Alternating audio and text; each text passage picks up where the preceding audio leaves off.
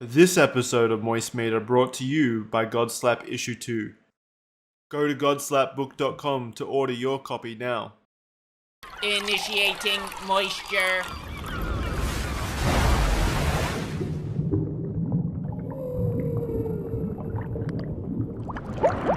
Welcome to the Moist Meter. Today we're taking a look at Forspoken. This game had a lot of buzz around it before it came out, but none of it was positive, and it mainly had to do with very cringy dialogue and writing in a trailer. And I didn't really believe that would be indicative of the game's writing. However, I couldn't have been more wrong. It actually dials that goofiness all the way up to 50 out of 10. There is no point in this game where the main character, Frey, isn't being snarky, rude, or sarcastic. She's written as if she's constantly playing Call of Duty in an Xbox Live lobby, just perpetually talking shit to everyone around her for no reason. The writing in this game actually does feel like the product of Marvel having sex with Twitter's most annoying comedian, and the two of them performing this unholy fusion dance to write this game. I can't really overstate how annoying the dialogue was in here. It somehow made the most recent Saints Row game look not shitty in comparison. And unfortunately, it's not just the character writing with awful dialogue that feels like it was written by ChatGPT trying to emulate an edgy high schooler. That extends to the narrative as well to a certain extent. I think the story had a lot of potential, and I was pretty interested early on. But unfortunately, it just really can't deliver the story beat super well. Like, the entire ending to this game kept repeating the exact same statement at least 9 times across like 30 minutes of walking from point A to point B for exposition. The amount of times that it kept reminding you of the evil guy is evil, and then saying the exact same reason he's evil over and over and over again just became so mind-numbing. I thought I was trapped in like a Doctor Strange Dormammu time loop kind of thing. I'm not kidding either. They say at least 5 or 6 times that evil villain is evil because he has done this evil thing which was very evil, and they repeat it fucking 1,000 times in such a short period at the end. It's just unfortunate because I do think like the core elements of this story are pretty interesting. I think the world could have been very cool, and it's visually beautiful. I think the game looks great, and I love the way the combat looks. Unfortunately, the combat itself doesn't feel very good to play. I'll get to that in a minute, but I want to stay in the more narrative and writing focused things since that was the biggest critique on the game from most people even before it came out. So I really just want to like elaborate on all of that to let everyone know that it is exactly how it appears to be in all of the promotional material with that whole freaking dragon. Did I move that with my mind? I just move shit with my mind. Yeah, I do that now. That is the attitude throughout the whole game, but then not even sprinkled, overly seasoned with the main character just genuinely being an insufferable asshole to every other character in the game. I want to really highlight this because it's something that's very frustrating to me. A lot of games and TV shows keep making the protagonist extremely unlikable without ever giving them a redemption arc. I have no problem making your protagonist like mean and hard to be like rooting for early on, but usually they go through subtle changes and they develop into a character that you can root for. Otherwise, what's the point in making a player bored and miserable playing a character that they don't like? That is what I thought they were going to do with this character, but unfortunately Frey never evolves. Up until the last 30 minutes of the game, she stays exactly the same. She's mean and rude to everyone. She wants nothing to do with this new world she finds herself in. And she even point blank says, even at the very end, that she doesn't care if the entire world burns. She says it to a girl who just lost her father, a girl who's supposed to be her friend, a girl that has literally saved Frey's life and it's been an incredible, like, very nice person. Frey looks her in the eyes and says, I don't care about any of you. I don't care if your world burns. It's not my problem. I just want to go home. And then she even tries to like out-trauma her by mentioning that she grew up on the streets without anyone like parents to look after. So she should be thankful that she had a dad. Like, for some reason, she's just trying to like out-victim her. And this is a girl who's supposed to be a friend of Frey's that just lost her fucking father. And Frey knows that. Frey held her father's hand as he passed away. And then she still turns around and just says, I don't care about it. I don't care about any of you. And all of this is happening at the very end of the game. I think this was the chapter before the final one. So she just never really developed at all. She just stays truly awful. And I'm just going to briefly tackle this because I've already seen a lot of people making this brain dead argument saying that people just don't like women protagonists. That's why people are hating on Frey. I think that's such a load of baloney. If this was a man that was written in the exact same way, I'm confident the majority of people would still have the exact same complaints. Now, of course, there are going to be weirdos that are complaining that it's a woman in the game, but there's going to be weirdos in everything. That's not the majority of people that have a very legitimate complaint about the writing.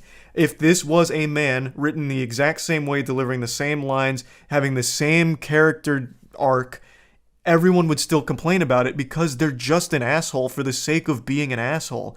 So I know I spent a lot of time on that, but that's probably my biggest complaint.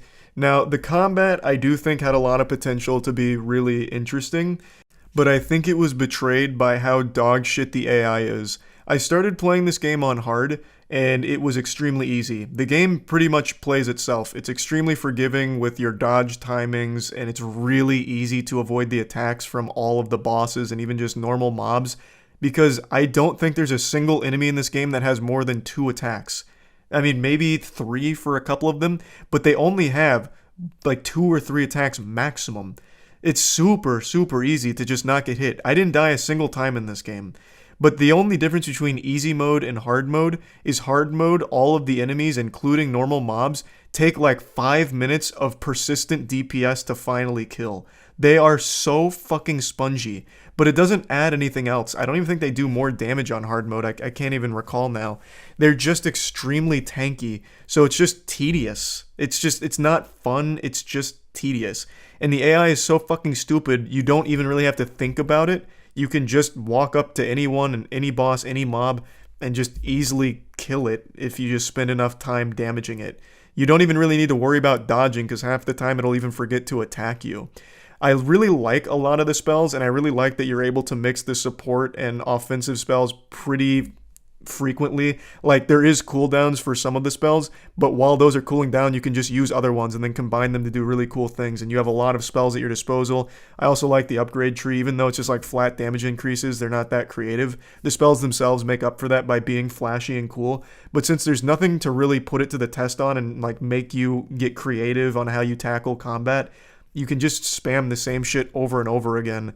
So it's not really a lot of fun to experiment with its combat system, though I do think there was a lot of potential with it. There's, of course, the magic parkour that I think you've all seen now, and that feels pretty good. Sometimes it gets a little janky when you start encountering some walls or tight corridors or even some cliffs, or not cliffs, but just like general open terrain like rocks in there. So sometimes it gets to be a little bit of a headache, but I do think overall that was pretty fun, and there's even like this little like lasso you can swing around with.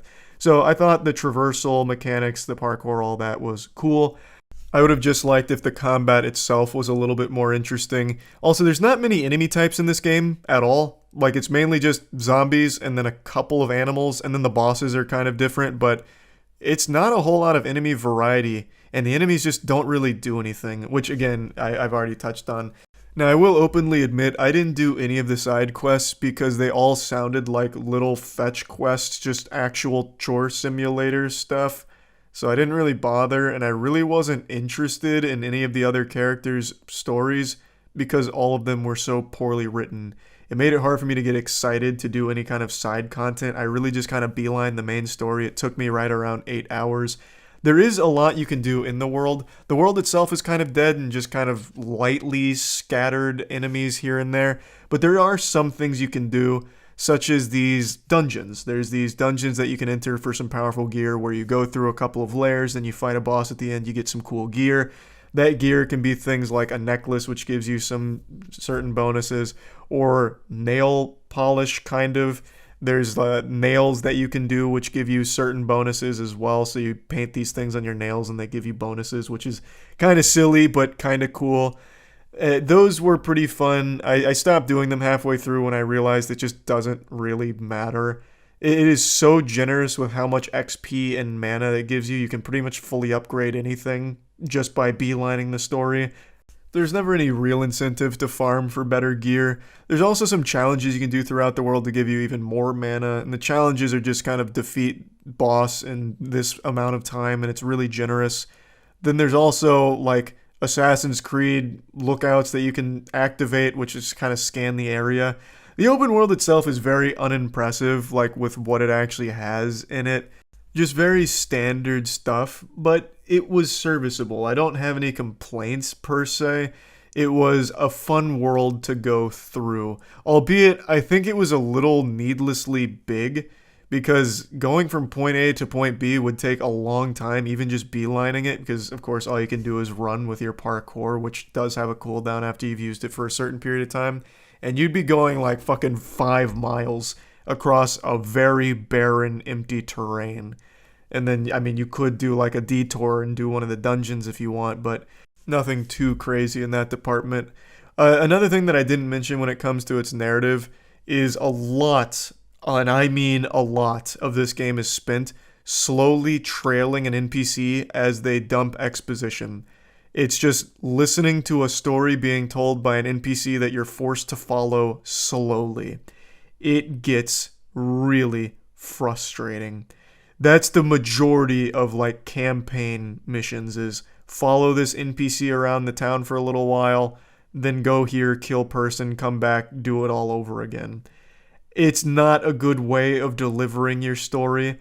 And then once they're done telling you the story, they'll play a cutscene that doesn't really have a whole lot going on except for more characters just talking, even though you've already spent like 5 minutes trailing one who's also just talking. It's just, I don't know. I didn't really like the way they delivered the story in a lot of cases. Maybe it was a budget problem, which I do think might be the case, because at the end of the game, you spend the majority of it just going point A to point B. And I mean majority, like I'm talking like 45 minutes out of the last hour of the game is spent just going from point A to point B, touching these little floating things that give you story. They just give you exposition and lore. And you just sit there and listen to it, and then you go to the next one with nothing happening in between. And then there's like a boss fight towards the end. But it feels like they didn't have enough resources to do cutscenes for these things, which I think would have made it much, much better at the end of the game, as opposed to just forcing you to go touch these small little floating objects to look at static images that just talk at you. So yeah, it's just, I feel like this game really did have a lot of potential, but it just missed pretty much in every department, which is a real shame. Plugging Forspoken in the moist meter, I'm going to be giving it a 45%. I do think there were things to like about it, but overall, I just can't say I enjoyed my time with it. Especially towards the end, I really think they fucking flopped hard with the conclusion to this one, and just overall was mainly a miss. Just wasn't a great game. That's about it. Godslap is a comic book series we've been working on for a couple years now. It's a hyper-violent, over-the-top sci-fi story about the beauty and destruction that slaps can cause. Issue 2 is out right now. It'd make a wonderful Christmas gift, so make sure to check it out at godslapbook.com. Right now we also have 3 variant covers that are in stock, but the second those sell out, those variant covers will never be restocked, so definitely make sure to pick up a copy today. Welcome to the Moist Meter. Today we're taking a look at Suicide Squad Kill the Justice League. I'll go ahead and admit up front and honest here, I had no expectations of this game whatsoever. I thought it was going to be pretty bad. I'm a huge fan of Rocksteady, and I thought this was going to be their first blemish, their first real miss. I love the Arkhamverse. I even love Arkham Origins. Even though I think it's the weakest of the bunch, I still think it's a great game. But everything they showed from Suicide Squad, from its marketing material to it being a live service game, just didn't look appealing to me. But I'm always open-minded and willing to be proven wrong and pleasantly surprised. But unfortunately here, the only pleasant surprise I got is that the game is short, so you don't have to suffer through the tedious grind for that long. Now, I don't think the game is great by any means, but it's not nearly as bad as everyone's saying it is. I think it's better than the Marvel's Avengers game, which I thought was a fucking dumpster fire. I think it's better than Gotham Knights, which I thought was abominable. But by no means is it a great game. At best, it's mid. And it's extremely frustrating that this game is a live service game, by the way. I'm so tired of that shit. You can't play it offline. I think they're planning on introducing an offline mode, but right now you can't just play it without an internet connection. So when I started it up last night, it crashed twice because of the server. Even though I'm not playing with anybody, I couldn't just enjoy the game without having to be perpetually fucking connected to do so. It's just nonsensical. But anyway, let's go ahead and get into the real meat here. Narratively, I was actually pretty invested off rip. I think conceptually it's a really fun idea for the game, and the first half of the story I actually thought was pretty well done. The voice acting, I thought crushed it. The characters I thought were enjoyable and endearing, especially King Shark. He really felt like the main character of this game. He was the one that I played mostly, like I kind of mained Shark. You can switch around between any of the Suicide Squad members and play as them, but I really liked Shark the best out of the lineup, and in the story, he definitely shined brighter than anyone else in the crew. The writing's going to be really hit or miss depending on who you are and what really tickles you. For me, a lot of the jokes weren't landing, and that's probably because the characters just never shut the fuck up. It's just this perpetual cacophony of noise as characters scramble to shout a joke every time you move in the game. There isn't a single second that passes in Suicide Squad where someone's not trying to make a quip and be quirky. And that was just a little grating to me after like the second hour of it. But for a lot of other people, I'm sure some of the jokes will be landing more often. It's not like a huge complaint. I didn't hate the writing overall. It was just too much all the time. But like I said, narratively, I was invested in the beginning. Unfortunately, it falls off so hard in the second half. The second half just goes fucking hog wild into the stupidest ideas imaginable. I don't want to spoil anything, but the second half of this story, the tits just get blown wide open. It goes so cattywampus, I don't know what happened. It feels like there might have been some kind of internal panic, maybe like a crunch time, and they just felt they needed to wrap the game up as quickly and unsatisfactory as possible. Because they had set up something good. Like I said, I spent the first half enjoying the story, and the second half is a disaster, an absolute disaster. And it's made worse by the fact that this game has the most despicable boss battles I've played in a long time. The boss battles in this game are laughably pathetic. So when you're fighting the Justice League, that's not a spoiler, the name of the game is fucking Kill the Justice League, so obviously you're going to be fighting them. When you're fighting the Justice League, the boss battles are so underwhelming. I would have rather you not fight them at all, and it just gives you quick time events as your fight with them. Or just give me like a fucking visual novel, a point and click, anything besides the boss battles in this game, because they are trash. So let me give you an example. This was in some of the gameplay footage, so it won't be a spoiler. When you're fighting the Flash, he does 2 moves. He has literally 2 moves that I can recall. I don't think he even has a third one. And all you do is you dodge his tornado, and then you dodge his beam, and then you counter it. And when you counter it, then you can shoot him a little bit. And you do that for like 3 bars of health or whatever, and then that's the end. And it's just every single time you do one of these boss battles, there's no real reward, there's no payoff, there's nothing cinematic about it. They just kind of plop over and go, like they just plop over dead. Because you found their one weakness, enough bullets. It's so bad. I don't know how the boss battles even exist in this state. Why no one stood up and said, listen guys, these suck.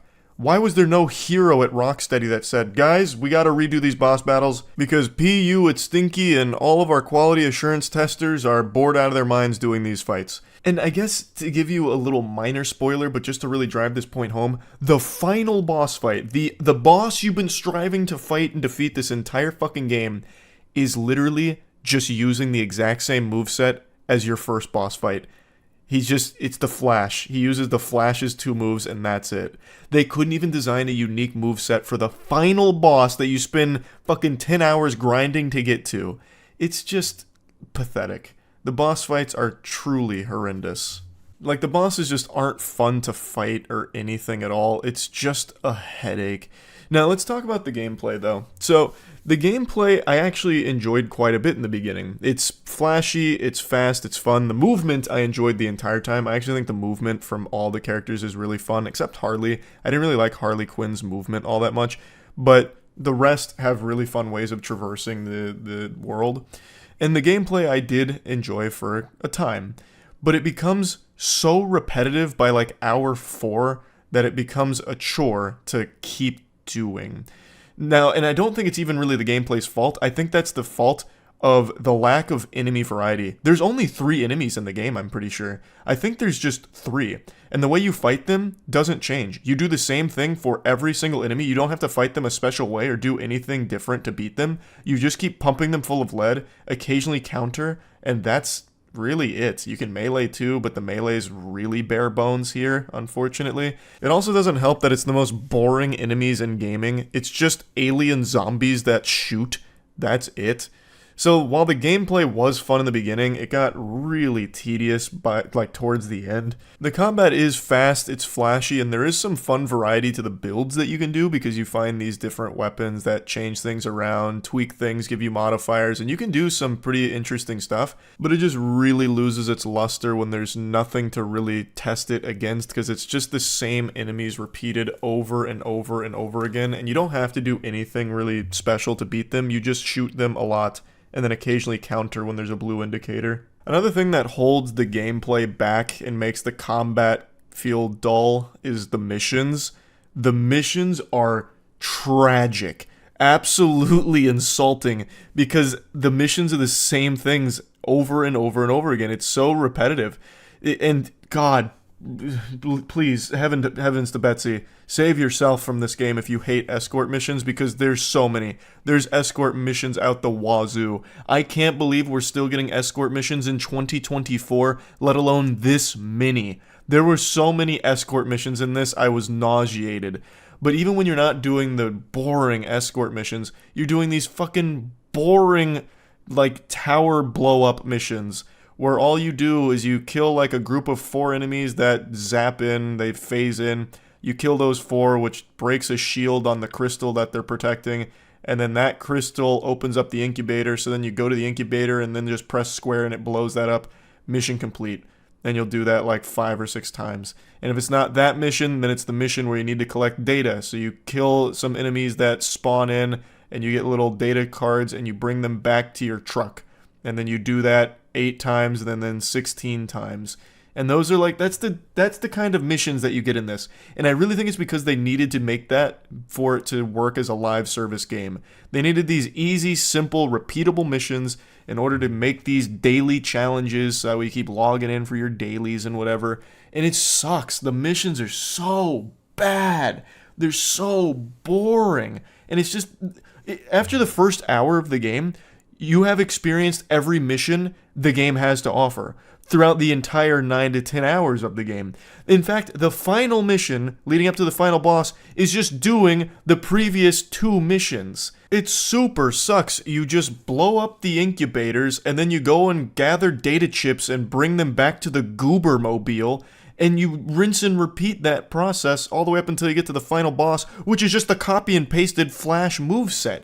It is so lame and underwhelming. Like, the combat, like I said, was fun for a while, but there's just really no opportunity for it to shine when there's just nothing really new to do with it because you're doing the same shit over and over and over and over again. It really is a shame because I do think there was potential with the gameplay formula. I was skeptical going in that they'd make that work, but they did. Like, I actually think there was real potential with using these mechanics that they introduced for its combat. But it was surrounded by like the worst design choices and just nothing to do with it at all. It's such a shame. And I really think it's because of this live service thing that they were forced to fucking shoehorn into the project. Now, I'm sure the project was always envisioned as a live service game, but I know this wasn't their first choice. It's very well documented Rocksteady wanted to do other projects, but then ended up on this one. And then some of these, well, I think pretty much all of like the senior Rocksteady staff left. So it became not the project that they set out to make. And it really feels that way. So much in here feels like it was some kind of corporate decision to put it in, as opposed to like an actual, game developers like, this would be a good idea. It just feels like so much of this was here because it felt it needed to be for the live service model. It's just so sad. Rocksteady's games meant a lot to me, and to see them put this out just makes me upset. Because I know they can make great games. We've seen them make banger after banger. But this is a clunker. It's not as bad as everyone is saying it is. It's just inexcusably mid. Insultingly mid. And I really get the feeling that they knew that too. Which is why they didn't send out the review codes or anything prior to launch. It just feels like they didn't have that much faith in it. And it really feels like there's blatant padding in here. Like, I can't think of an explanation for why there's so many escort missions. Everybody, every developer, every player in the world knows that escort missions are flops. Nobody likes escort missions. And there are so many in here. What a fucking fumble. What an absolute fumble. There's just no reason for that to be here other than they felt forced to put in these like really generic, repeatable standard missions because it's fucking live service. It's just not, it's not great. Anyway, plugging Suicide Squad Kill the Justice League into the moist meter, I'm going to have to be giving this a 45%. And I guess mid would be a 50% here, just perfectly average in the middle, but I'm giving it a little under that because the second half of the story is truly abhorrent. And the second half of the game is just spammed with the worst missions the game has to offer. So it gets very, very, very annoying towards the end of the game here. So it's just a shame. I also do predict that this game won't be around long. It's looking like they're trying to get like 12 seasons out of the game, 12 to 13 seasons out of the live service experience here. So even when you beat the game, it's not done. I think there is a non-zero chance this game doesn't make it to 12 seasons. I think they might pull the plug on it before then, thus it would never actually be completed. And if they don't introduce the offline mode in time, you'd never be able to play it again because you'd need the online, which they, I think, would probably take off if this game doesn't sell super well. So it's just really a game that's not worth the $70 price tag right now. It certainly wasn't worth the $100 I paid to play it early for the early access to it. But anyway, that's really about it. See ya.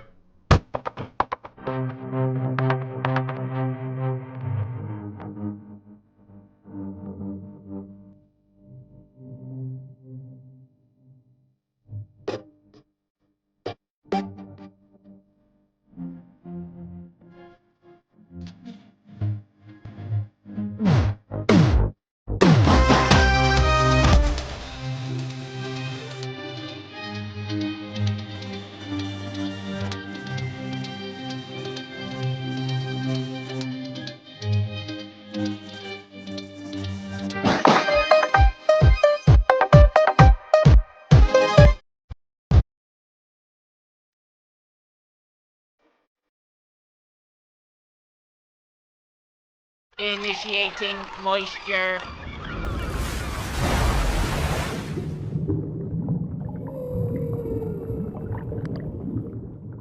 Welcome to the Moist Meter. Today we're taking a look at the new Call of Duty game, Vanguard, a game I don't think many people were excited for, and rightfully so. This is the most generic Call of Duty game I've ever played. It was literally like playing a fucking parody of Call of Duty. So let's just spread apart these stinky cheeks and dive into the filth.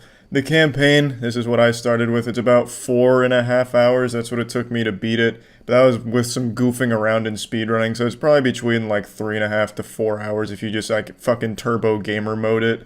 It's terrible. This is probably one of the worst Call of Duty campaigns I can remember. I really liked Cold War's campaign, and I understand no one's buying Call of Duty for the campaign, but god damn it, if it's going to be in the game, at least put some kind of effort behind it. And they put a lot of emphasis in their trailers on the story mode here, and it is some doggy shit. The entire game's story is basically just a series of flashbacks where you play through your ragtag group of team members' past.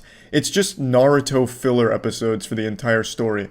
So there's one mission where you guys go on an adventure to find some secret papers, but you get captured, and then once you're captured, you all just reminisce about the glory days from the earlier years of the war and what makes you such a badass. And it's not really interesting. The characters aren't fun. They're not well fleshed out at all, which they couldn't be in such a short time frame for the game's story anyway. But it's just really dumb.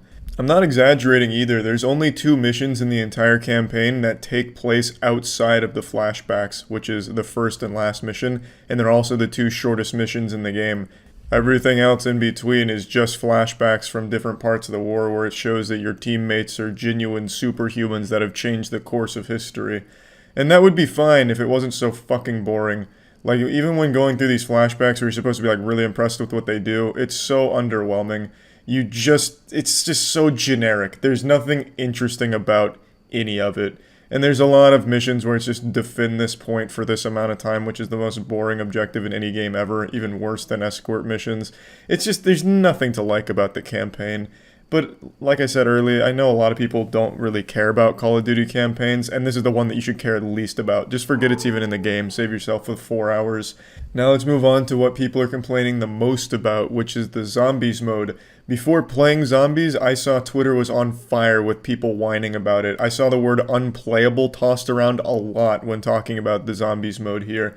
So I was a little shocked to see that, because usually people love zombies, and apparently it was terrible here. So I gave it a fair shake, and I gotta say, it's just really bland. As like everything else in this game, it's just really bare bones. I know zombies has a lot of like intricacy to it, and there's a lot going on with zombies and all the other titles, but this one, it is as basic as it gets. It feels like you just bought a Steam indie game that was copying Call of Duty Zombies. There's no personality to it, there's no real depth to it. It is just super simple, straightforward, and bland. Which I definitely wouldn't say it's unplayable by any means, because I mean it still works, it's still zombies, it's just zombies watered down and stripped of everything interesting about it. Which sucks, yeah, definitely not good, but it's definitely not as bad as Twitter was making it seem. I was expecting to go into zombies mode and have it just fucking crash my computer and wipe my hard drive. But it doesn't do anything like that, and it's not offensively bad, it's just really bland. It's like they went out of their way to take out things people liked about zombies. Like, it's just missing half of the shit in zombies that people wanted or are used to. It's like they said, hey, what do players like? Okay, now let's fuck them in the ass and get all of that out of there, and then ship zombies. So now let's move on to the biggest component of every Call of Duty game, the multiplayer. I don't have a lot of good things to say about the multiplayer, mainly because I'm really tired of the standard Call of Duty formula, but it is the exact same Call of Duty formula you're used to. As like everything in this game, it's painfully generic.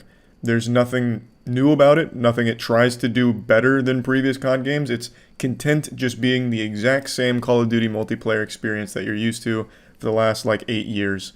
So if you like Call of Duty, you're gonna like Vanguard's multiplayer. It's functional. I think the movement's smooth. The movement's something that stood out to me as being better than previous CODs. I thought the movement was really silky. But other than movement, that is the only like noticeable difference from other games, and it's not even that big of a difference. It's just the only thing where I was like, this does feel better than some other ones. Everything else is just the exact same Call of Duty experience that we've got for the last 8 years, so if you like that, you're going to love this. I have really nothing else to say about it. There's one other thing I like. They added something called Blitz, where you can choose Blitz as your playlist option, and it gives you big teams against big teams, 12v12 on all the game modes, so that's nice. I think Blitz is a cool addition, but other than that, it's just the same formula again. Gunplay feels the same, guns feel the same, maps pretty much the same. Nothing really wild or interesting about it. You know exactly what to expect. Now let's go ahead and plug Call of Duty Vanguard into the moist meter. I'm giving this bad boy a 45%. You're better off forgetting this game even comes with a campaign, because it's horrible and just a genuine waste of time to play through. And the zombies mode, if you're a fan of zombies, is going to severely disappoint you, because it is stripped of most things that people liked about zombies. So if you're a fan of zombies, probably not going to be a fan of this one. But if you just want like a bland generic zombie shooter, then it's serviceable, so that's cool, I guess. And multiplayer, again, if you like Vanguard, you're gonna like the multiplayer. That's probably like the only good part of the game I can say. But like I said, for me personally, I'm super tired of the Call of Duty formula, so the 4 or 5 hours or whatever I put into the multiplayer is going to be the only time I touch the game, because I have no desire to just keep playing the same goddamn thing over and over again. But I know there are a lot of people who still really like the Call of Duty formula, and it's completely fine. Like, this is still a normal Call of Duty game that I don't think anyone's going to be like shockingly disappointed with its multiplayer or anything like that, because movement's good, maps are fine, Blitz is fun, and you get the same experience that you like. So I think fans of the franchise are going to be very pleased with the multiplayer. And yeah, that's about it. So yeah. This episode was brought to you by Manscaped. Initiating moisture.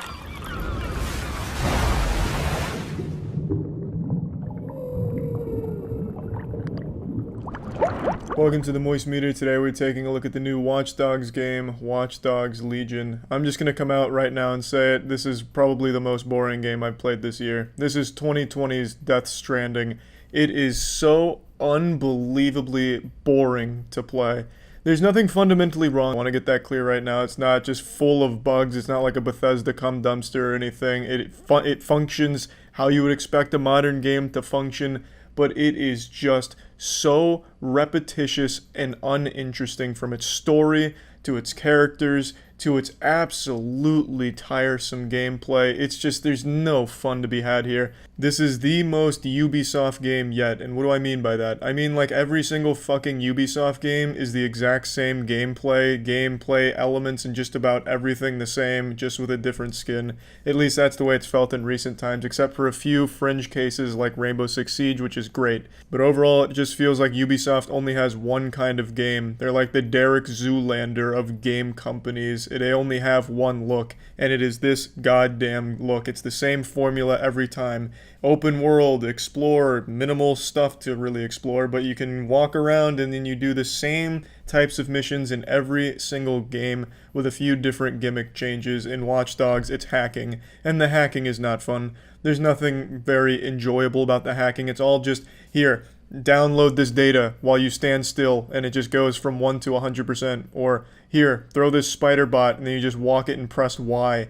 There's not a whole lot of cool shit with this gimmick here. The only interesting thing you can do with the hacking is control other people's cars and shit, and then, like, get data on other people, which is kind of cute, but it's not that fun. Especially not after the millionth time you've played with that. It's just so tedious. It just feels like Ubisoft decided to parody themselves with this game. It's just so basic and generic and boring. The only other interesting mechanic that I can even point out is the ability to recruit anyone in the world to your team, which can lead to some goofy shit, like I recruited an entire team of people who looked like pedophiles. But when you recruit these people, the things you have to do are still just the same shit over and over and over again. It's so boring. And the voice acting in this game is insulting. It's probably the worst voice acting in a AAA game I've heard in a long time. And Jackson told me that going in, but this is worse than I expected. It is terrible. It's hard to care about the story when even the voice actors don't seem to care about the story. It's terrible. It's really bad. The story's not interesting. Everything's so bland. The world is uninteresting. Everything in the world is uninteresting. It is just not fun. And I compared it to Death Stranding earlier, and I just feel like that's a bit of a disservice, because I did enjoy certain things about Death Stranding. Like, I loved the universe, I loved the world, I loved the narrative, I loved a lot of things about Death Stranding, but there is literally nothing in Watch Dogs Legion that I loved. The only good thing I can say about this game is I feel like players will appreciate it as like a sleeping aid. Like, if you struggle with insomnia, you could probably pop on to Watch Dog Legions for like 30 minutes and it'll have you out like a light. This game is going to put most people to sleep, I imagine. I can't really see anyone who in this day and age would play this game and just be blown away by anything in it. Everything here is so bare bones. A lot of it just feels like asset flips sometimes. It's just not good. You can tell there's no passion in the game. There's really nothing creative about it. Not that everything needs to be like innovative and a pioneer in its field, but this is the safest, most generic game I think I've ever played, actually. It is just this. It's like they took the Ubisoft template and just copy and pasted it and changed a few things in the matter of like 2 months. It is so fucking boring. Like, I can't stress that enough. Even thinking about it, I'm getting tired. So just plugging Watch Dogs Legion into the Moist Meter, I'm giving it a 40%. And, you know, I know that sounds high with everything I've said, but like I mentioned, everything mechanically works. Like, the game isn't broken, it's not unplayable, it's just boring. It's just really fucking boring. So yeah, that's about it. I don't think this game is going to scratch that open world itch that people get or anything like that. It's no GTA replacement to anyone that was expecting that kind of high caliber experience here. I just don't see what this game offers to anyone that they'll appreciate. It's a very forgettable, well, forgettable being the wrong word. You'll fall asleep while playing it. It's just an actual chore to play. It's just, yeah, I didn't enjoy my time with the game. I usually stream pretty much every new game start to finish on my Twitch, but this game, it was putting the chat to sleep as well as me, so I only played it for like 3 hours on stream and then did the other fucking however many hours I put into this game off stream. It was absolutely miserable, just not very fun. I'm here to talk about Manscaped real quick, and with Halloween right around the corner, now's the optimal time to start your grooming routine. Just in case your Halloween costume calls for having dick and balls flying out in the open, you want to make sure they're nicely trimmed and well taken care of, and that's where Manscaped is going to come into play. I'm talking about their Perfect Package Kit 3.0. It's coming with the Lawnmower 3.0. I've talked about this many times. I use it whenever I need to take care of myself down there. The Lawnmower 3.0 is a fantastic tool with skin-safe technology, so you don't have to worry about injuring yourself or causing some type of catastrophe down there. It is going to get the job done and get it done safely. It also comes with anti-chafing boxers, so you don't have to worry about, some chafing, and also keeping them fresh and cool throughout the entirety of your time wearing them. The Perfect Package Kit 3.0 just really has everything that you're going to want. So if you're interested in trying Manscaped products, you can get 20% off and free shipping at manscaped.com using code MOIST. That's code MOIST for 20% off and free shipping at manscaped.com. That's it. See ya. Initiating moisture.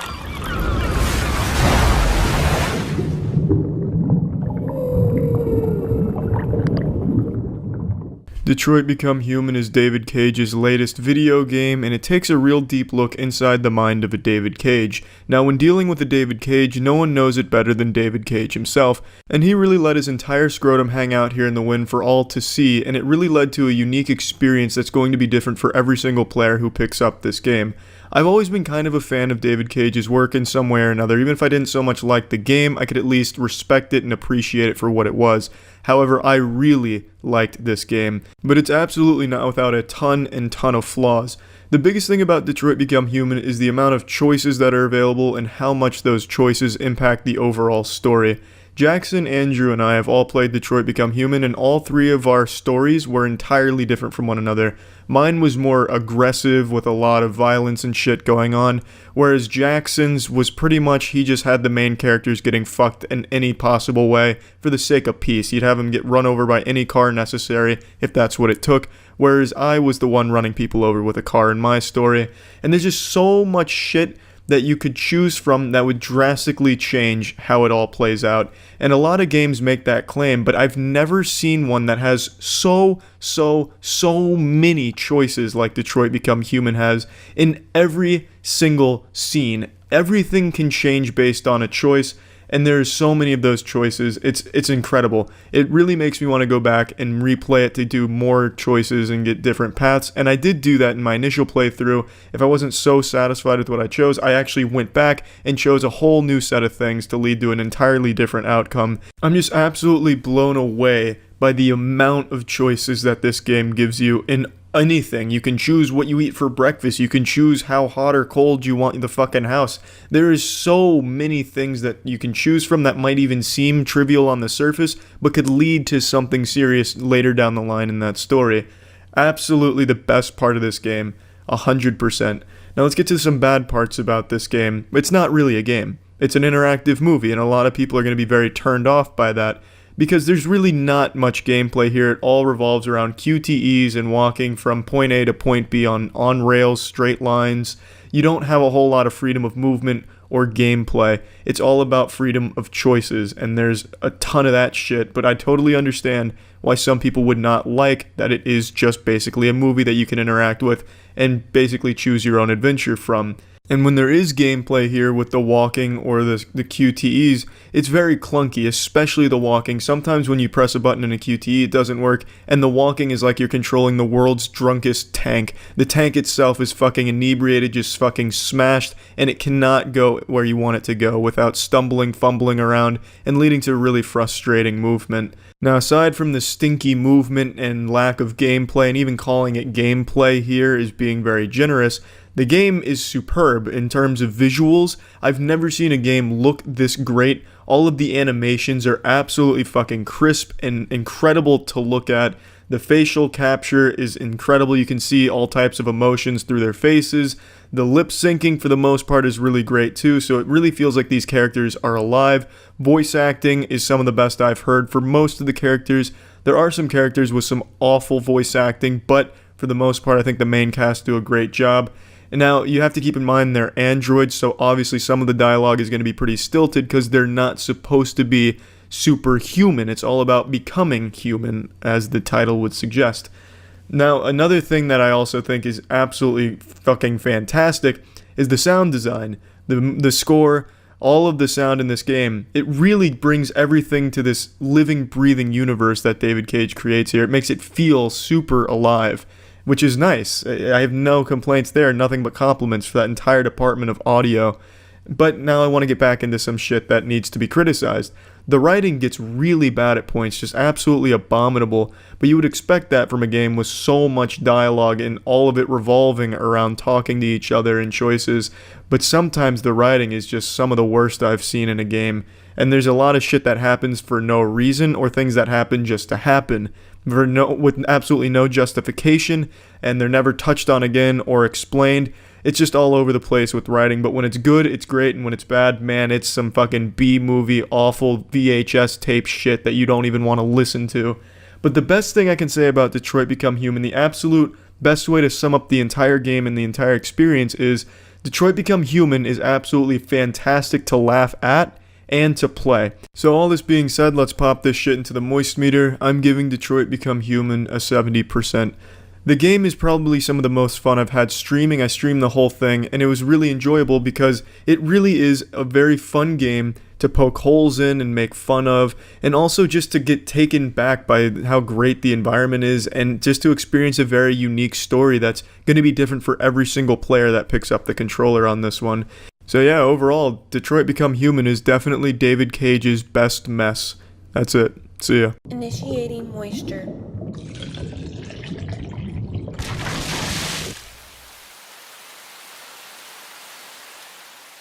I did not buy Star Wars Battlefront 2. It's true. It's not bullshit. I did not buy it. I did not. Oh, hi Jackson, who actually did impulsively buy this deluxe edition so he could play it 3 days earlier for the cost of $80. I would like to say, even if this turned out to be one of the best games I'd ever played, I would recommend not buying this game, just because of the anti-consumer practices implemented by EA. Even though they've made quite a few changes and a significant decrease in the amount of credits needed to unlock the heroes, it is still a very much pay-to-win game, which during the stream I kind of demonstrated because Jackson had a lot of credits that I opened some crates with that gave me quite an advantage. It's just a broken fucking system that is extremely greedy and preys on people to incentivize them to spend more money than they should. But even pushing aside the loot box bullshit, if you don't care about that and you can ignore all of that, the game here is not that great. It's average at best. Except for the campaign. My god, that is so fucking below average, I can't even put it into words. It belows anus really hard. It is so poorly written. It is so predictable. There is nothing redeeming about the campaign. I can give it 2 compliments though. It looks absolutely beautiful. It is an absolutely stunning visual campaign. It looks great. And it sounds great. The soundtrack is nice. The sound effects and everything, not so much, but the soundtrack is also very nice, which it's Star Wars. I've always been very partial to Star Wars soundtracks, and this game does a great job with it, but everything else about it is absolutely abysmal. Writing horrible, extremely predictable, nonsensical in a lot of portions, and the gameplay is so tedious and so boring in the campaign. Each objective was pretty much a defend point objective for X amount of time. There was a lot of space battles which quickly overstayed their welcome because they just throw wave after wave after wave of TIE fighter at you. A mindless fucking arcade shooter in the sky that never evolved and never really got fun again after the first couple of missions where you ended up doing that. You would have had a more enjoyable experience sitting your asshole on the business end of a jackhammer. It was brutal, and they didn't even have the decency to mix up the enemies. You always fought the same stormtroopers over and over and over again. They couldn't even throw out a fucking jetpack trooper. Anything to keep it fresh. It was always the same hordes of zombies, and it was not fun at all. It was fun for maybe the first hour. I thought it was okay. I kind of enjoyed a little bit of it. But man, does it overstay its welcome. There's so many sections in this game where you're just walking very slowly down a narrow hallway listening to poorly written exposition. Ah, Del, the Empire used to be so good, but now it's doing things I don't like, even though it's doing the same things it's done since I've joined, but I don't like it now all of a sudden. Del, I don't know what to do. Del, what are these feelings I'm feeling? Do I love you? I might love you, Del, but I'm not sure. What do I do? It's just nothing redeeming about the fucking campaign. Horrible experience. The multiplayer, though, however, is okay. It's not bad. It's enjoyable in short bursts. If you play for an hour, maybe 2 hours, and don't get matched with a whale that spent a shitload of money on loot boxes and starts meat hammering you with their unfair advantage, you'll probably have an enjoyable time. Assuming, of course, you stay away from the heroes versus villains game mode, because that is just brutally boring. That is horribly done. Awful hero versus hero combat. Jedi Knight did it much better 10 years ago. The Jedi Knight series needs to make a comeback, but not you, EA. Don't touch that property. Somebody else out there. We need a real hero out there to bring us more Jedi Knight games. This world needs it. We need a Chip Skylark to save pop music, and we need more Jedi Knight games to save Star Wars. Oh, also, I forgot to mention voice acting during the campaign portion, so I'll bring it up now. Voice acting was fine for the most part, but to the 8-year-old boy who voiced Kylo Ren in this game, please don't voice an adult male again. I know it's not your fault, your agent just kind of booked this role for you. Probably thought you were going on to some Nickelodeon show, but please, leave the big boy characters to the big boys. From now on, I'll be the official voice of Kylo Ren. That'll be canon. But yeah, back to the multiplayer. Every other game mode except for the hero versus villains Roblox mod that they've implemented here is just fine. The other game modes are pretty enjoyable. There's a lot of different maps that I thought were well made for the most part. I will say, even playing the heroes outside of the hero vs. hero mode is still underwhelming. I actually preferred playing the grunts and the specialized grunts, which is upsetting because that was the best part of the real Battlefront games, the first Battlefront 1 and 2. Playing the heroes was really fun and rewarding in there, but here it's just a chore. You feel obligated to play the hero because they're undoubtedly better, but they're not very fun to play. I really don't have any major complaints about the multiplayer except for obviously the microtransactions aspect, but pushing that aside and just focusing on the game itself, I don't have anything that I really super duper hated. It just got really dull, boring, and repetitive the more I played it in one sitting. I can definitely see why it would be fun in short bursts, but I don't think anyone's going to sit down for 5 hours and enjoy playing it all 5 hours. I'd be very surprised. I would also like to mention there's a literal fucking cooldown on the amount of credits you can earn in a given set of time. So if you hit that cap, you have to wait 3 hours to earn more credits, so that way you don't progress faster than EA wants you to. And that is the most absurd fucking thing I've seen from a $60 game so far. Not only are the microtransactions incredibly awful, intrusive, and ruining the game, but they actually have a fucking cap on the amount of credits you can get, so that way you don't progress fast. That way you have to keep coming back to the game, and you have to keep very slowly grinding to keep putting more hours in the game to make it that much more enticing to buy loot boxes to speed it up. It's fucking sickening.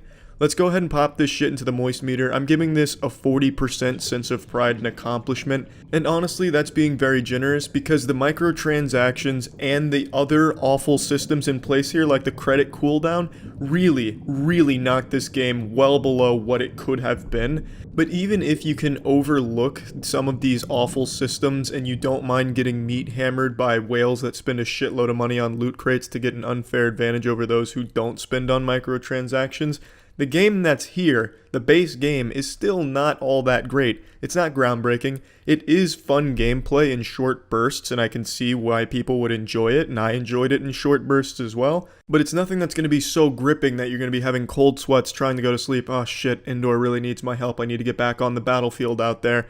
It's just fun in short bursts, at best. There's nothing super great about it, and I would never recommend getting this game to even the most die-hard Star Wars fan.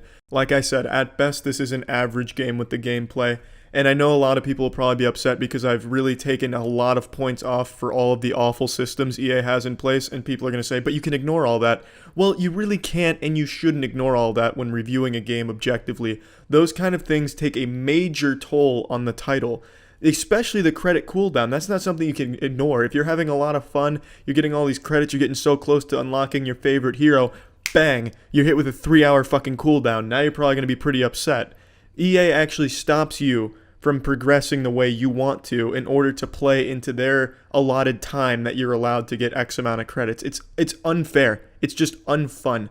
And it's something you can't and shouldn't overlook when reviewing a game like this. So yeah, fuck you EA, and once again I'd like to reiterate, I think it's important to not buy this game even if you really want it, because by buying this game and making this game very successful, this just sets the precedent for future games where they might implement similar systems, worse systems, the same system which is not on your side, and it makes the games a lot worse than they should be. And that's it. See ya. Initiating moisture.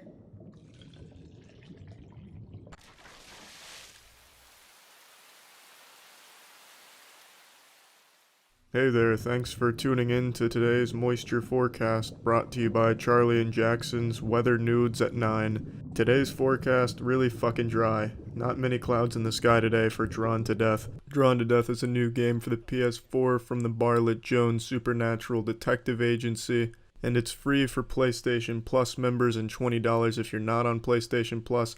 That really shouldn't even be talked about because there's no reason at all you should purchase this game if you don't have PS Plus, because you won't be able to play it online, which is the whole draw to the game. So you'd basically just be paying $20 for a high schooler's coloring book. The game's just a standard third-person arena shooter, but you have some abilities tossed in there. I know a lot of people have compared this game to Overwatch because for some reason anyone compares anything to Overwatch. I could take a shit right now and they'd somehow find a way to put that into the Overwatch universe and compare the two. This game is absolutely nothing like Overwatch. It's just a very generic shooter, and there's nothing wrong with that. I respect that, actually. Not trying to reinvent the wheel, just playing into a genre and trying to do it well.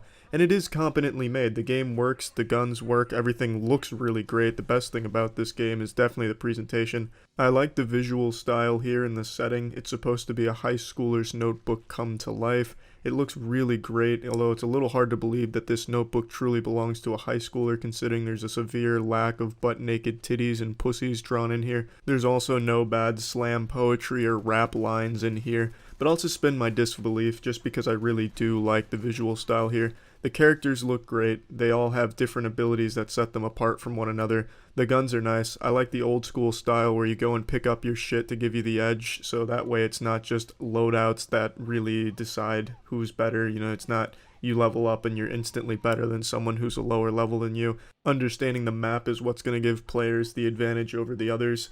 And all the maps look nice. Like I said, I really do just like the presentation of this game. I really like the way everything looks. Now, that's pretty much all of the good stuff I have to say about this game. Let's get into the stuff I don't like, and there's quite a bit. The game just doesn't feel very good to play.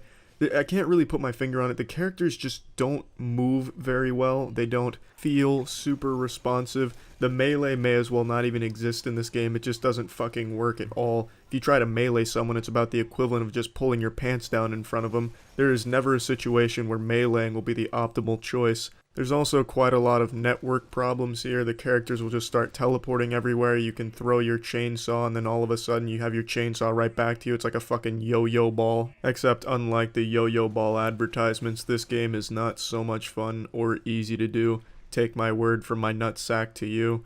Aside from just network issues, the game is horribly unbalanced right now, which can be expected from a launch title, but it's really bad.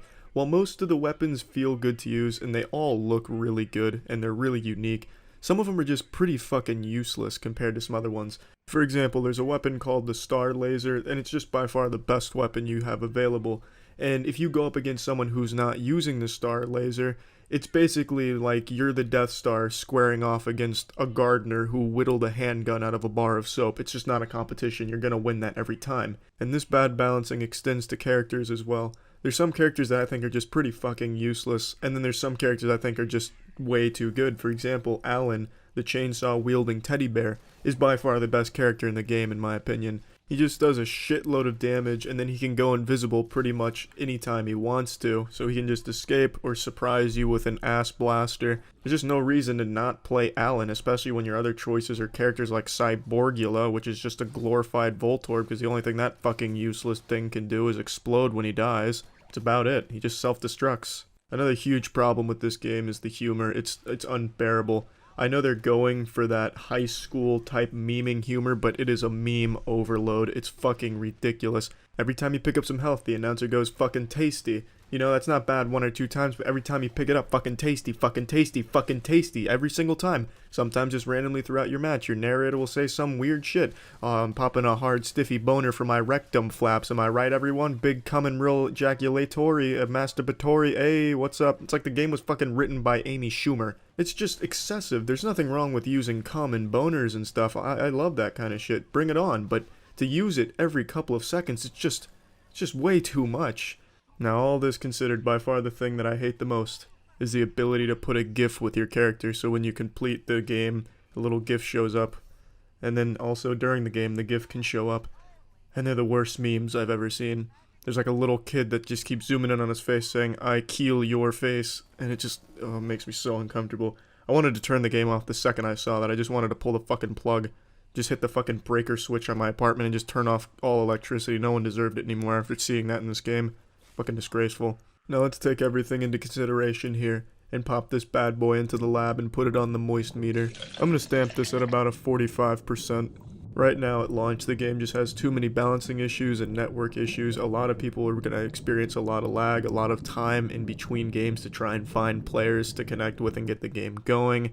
But I do love the way the game looks, and I think most people will like the way the game looks. All the guns are really cool, all of the weapons are great, characters look great, and their abilities make them very different from one another.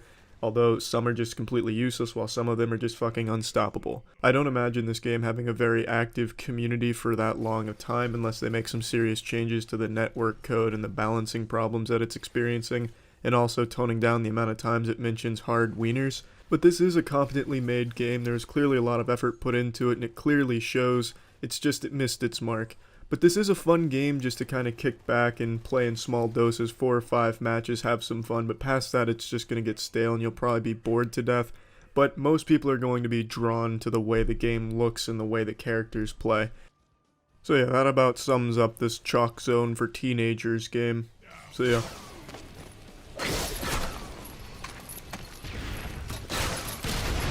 Initiating moisture.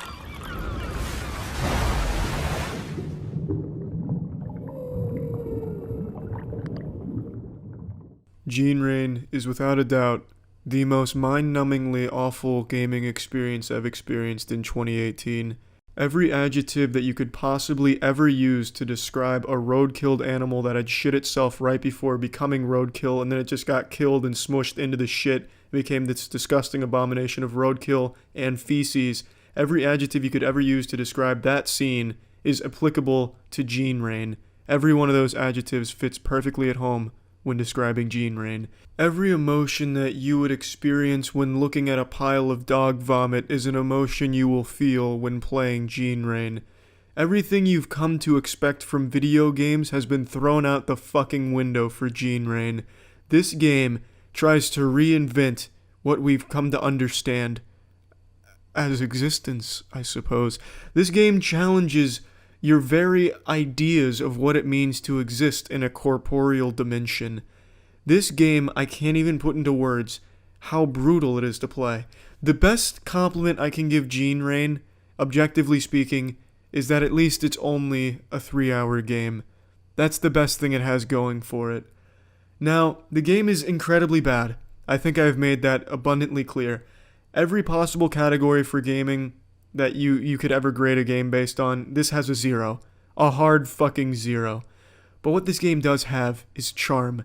The dialogue is so poorly written. The script is as if someone was using Google Translate for the first time and decided to try to Google Translate a Shakespearean play and then put it into the game.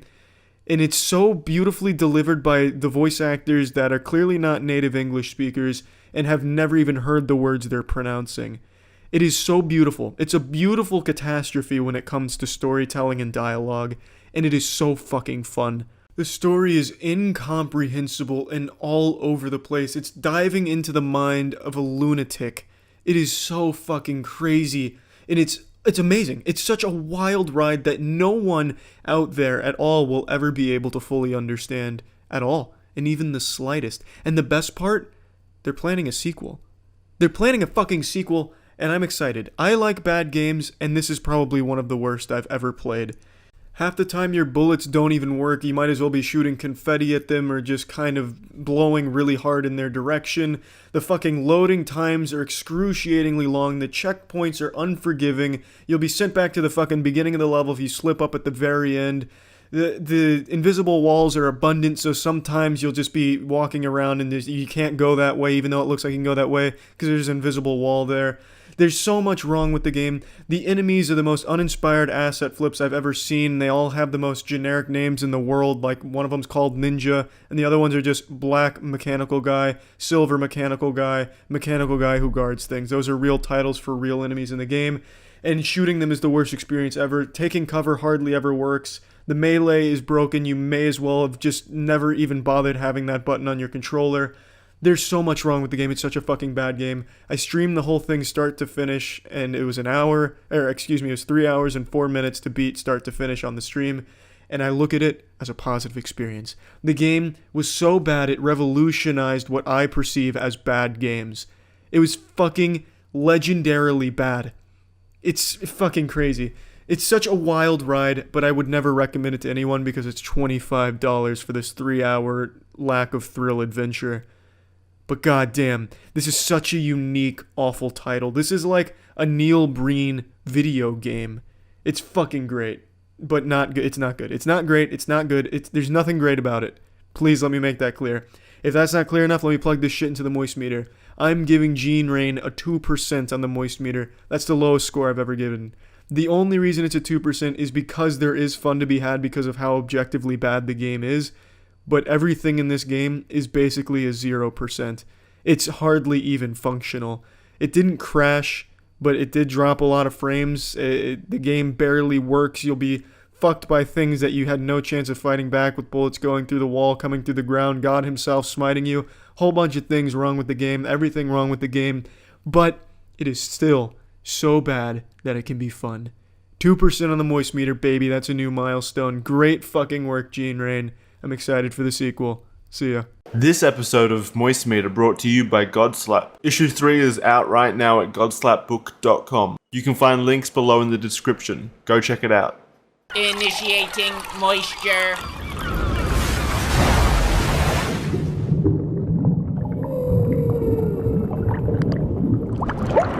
Welcome to the Moist Meter. Today we're taking a look at Dead Island 2.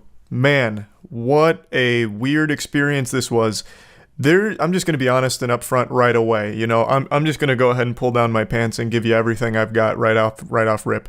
There is only 2 things in this game I think are good. One is the combat, and the combat's good, not great. Like, it's very safe. The combat itself isn't anything unique or anything that you're going to be, like, losing your mind over, fucking falling out of your chair because you're so blown away by the quality of the combat, but it is good and it's serviceable. But what is actually very impressive is the gore mechanics here. It feels like this is where all 10 years of development went, is the gore here. If you just start punching a zombie, different pieces of them are going to fly off. You'll just keep chopping up different parts of their meat. Intestines will leak out, and they're also physics-based intestines, so if they're standing up, they'll just fall down and like pool on the floor. If you start punching their stomach when they're already dead, they'll kind of like loosely leak out. It's all super impressive. The gore mechanics in this game are probably some of the best I've ever seen in gaming. Like, up there with, like, Left 4 Dead. It is so good. They put so much care into that. So maiming zombies, which is a core mechanic of the gameplay, is always satisfying because it's always different. It kept the gameplay fresh, and it really felt like there was just millions of ways of chewing up and spitting out zombies, just fucking eviscerating them, and you'd never see the same death animation or death gore twice. It was very, very, very impressive. But aside from those 2 things, everything else in this game is just not good. I know that Dead Island 2 was trapped in development hell for about a decade, and it fucking feels like it. This actually feels like someone unearthed the game back from 2013. All of it fits right at home back then. It's the most generic, average zombie game I think has ever released. And for some people, that's a totally fine thing because it's a comfort food. You know exactly what you're getting when you order the Dead Island dish. You're getting a generic zombie experience, but it has that extra seasoning of some very, very beautiful gore. But everything else is just, you know, the calories you're expecting to consume with a zombie game. But that's not a sin, that's not a crime, but you know what is a crime? How fucking awful the writing is. The writing in this game is actually worse than Saints Row. I'm just going to say it. It is worse than the new Saints Row. I played as Danny because I liked the perks she comes with. Her intrinsic abilities I thought were fun and I could make a fun build around them, but it was not worth the headache of having to listen to her speak. Every single line she had was miserable. At no point does Danny or any of the other characters in this cast stop ripping the worst one-liners you've ever heard, unironically dropping references that were dated even in 2013 with "get to the choppa," which they use like 9 fucking times. It doesn't stop. It is unrelenting, unapologetic cringe, and it's not even charming in a goofy way. It's just grating and annoying. The writing is unbearable, and the story is so fucking bad. There is one absolutely unforgivable atrocity this game commits that not even the Lord could forgive, and that's the ending. I'm not going to get into spoilers, but I'm going to tell you it just ends abruptly. When the game rolled credits, I was stunned. I sat there on stream for an additional 30 seconds just trying to actually process that that it ended, that it wasn't just some kind of fake out thing. The credits started rolling and I thought it was going to be like another stupid joke, but it wasn't. The game just ends. It felt like we were just at the halfway point. Like, it actually felt like we had just reached the halfway point of the game. There was still so much to do, and it's not even a cliffhanger. The game just ends with, like, one thing saying, oh, so you're doing this? And she's like, yep, I'm doing that. And then it just ends. It's so mind-bogglingly awful. And I think what happened is, it became very clear to me that they really just wanted to get this game out. Come hell or high water, it didn't matter. Quality be damned, fuck it, I don't care if there's no ending. They wanted to ship it. They needed to get this off of their books. They needed to get this, zit cleared off their face. They had to ship Dead Island 2, and it didn't matter if they didn't have an ending. So that's exactly what they did. Everything just fucking full stop ends. It's not a cliffhanger, it's not suspenseful, it is just awful. They close the curtains while things are still happening and nothing gets resolved. Pretty much everything you do in this game is worthless because there's no ending. It's just terrible. The story and the writing are by far the worst parts of this game. And it's even worse because the characters don't shut the fuck up ever. So you're constantly inundated with the worst lines you'll ever hear.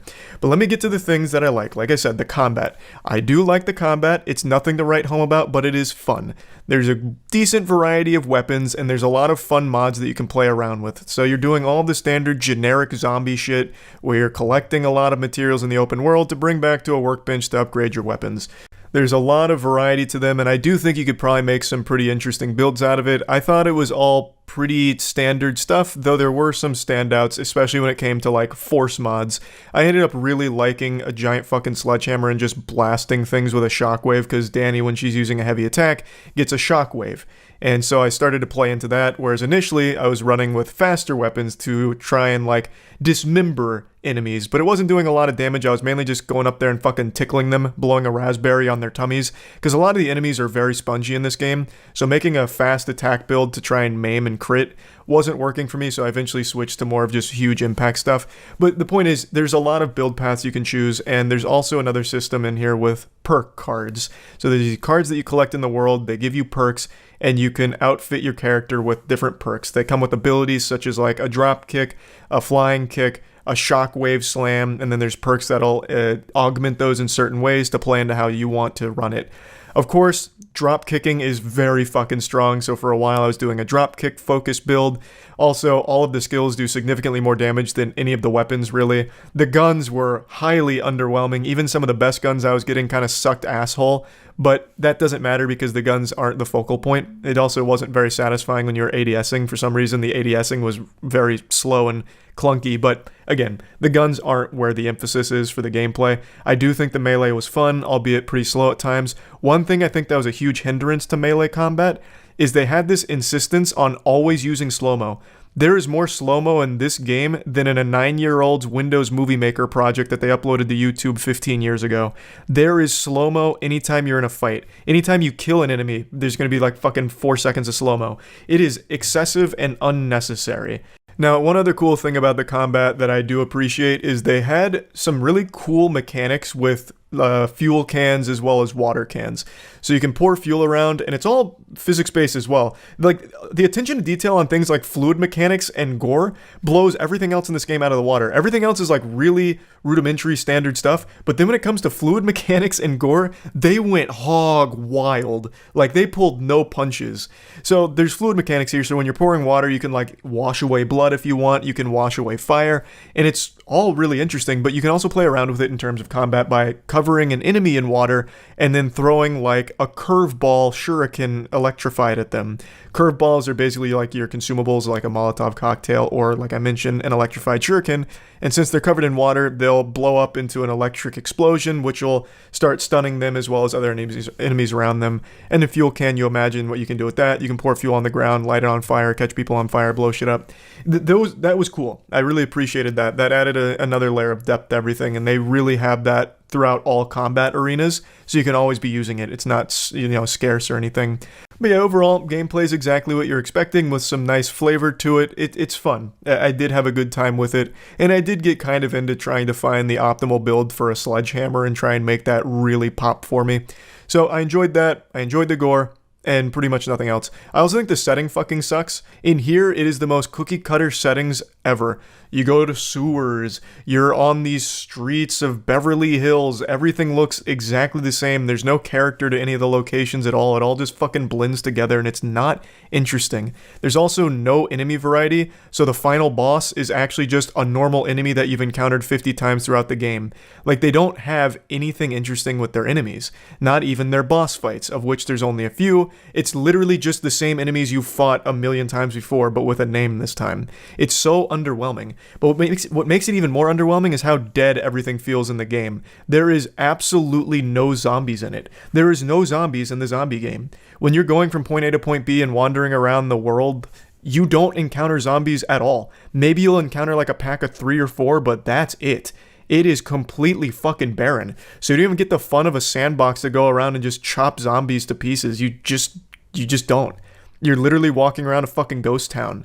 Another thing that was weird, and maybe this one's just me, but the hit detection on the zombies seems super janky. Not like landing hits on them, but them landing hits on you.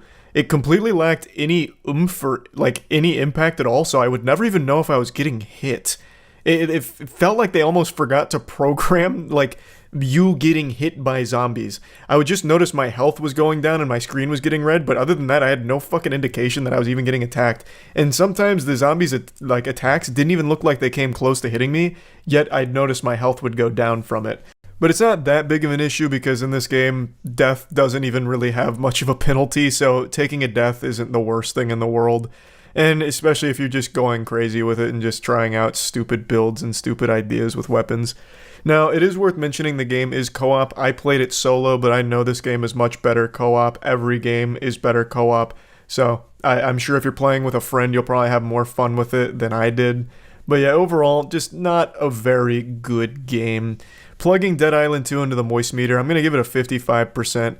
I didn't hate my time with it, but it really did feel dated, and it's a shame. 10 years in development and delivering a very lukewarm dish is always rough. But yeah, anyway, that's about it. So yep, as most of you know, we started our own comic book series called Godslap. Everyone who's read Godslap so far has unanimously agreed that it's the best comic ever produced, and Godslap is well on its way to becoming the biggest name in all of comics, overthrowing Marvel within the next 5 years, according to recent scientific projections that I'm pulling out of my ass. It's a passion project created by myself, Jackson, Danny, and Matt, and we brought in an industry veteran named Aubrey Sitterson to help write it with us, and we're extremely proud of what we've created. Issue 1 and 2 are already out, and Issue 3 came out today, as of right now. Issue 3 is available at godslapbook.com, and per usual, this is the standard cover, but we also have 2 limited edition variants, which will only exist until they're sold out, and they'll never be reprinted. So they're available at godslapbook.com. Initiating moisture.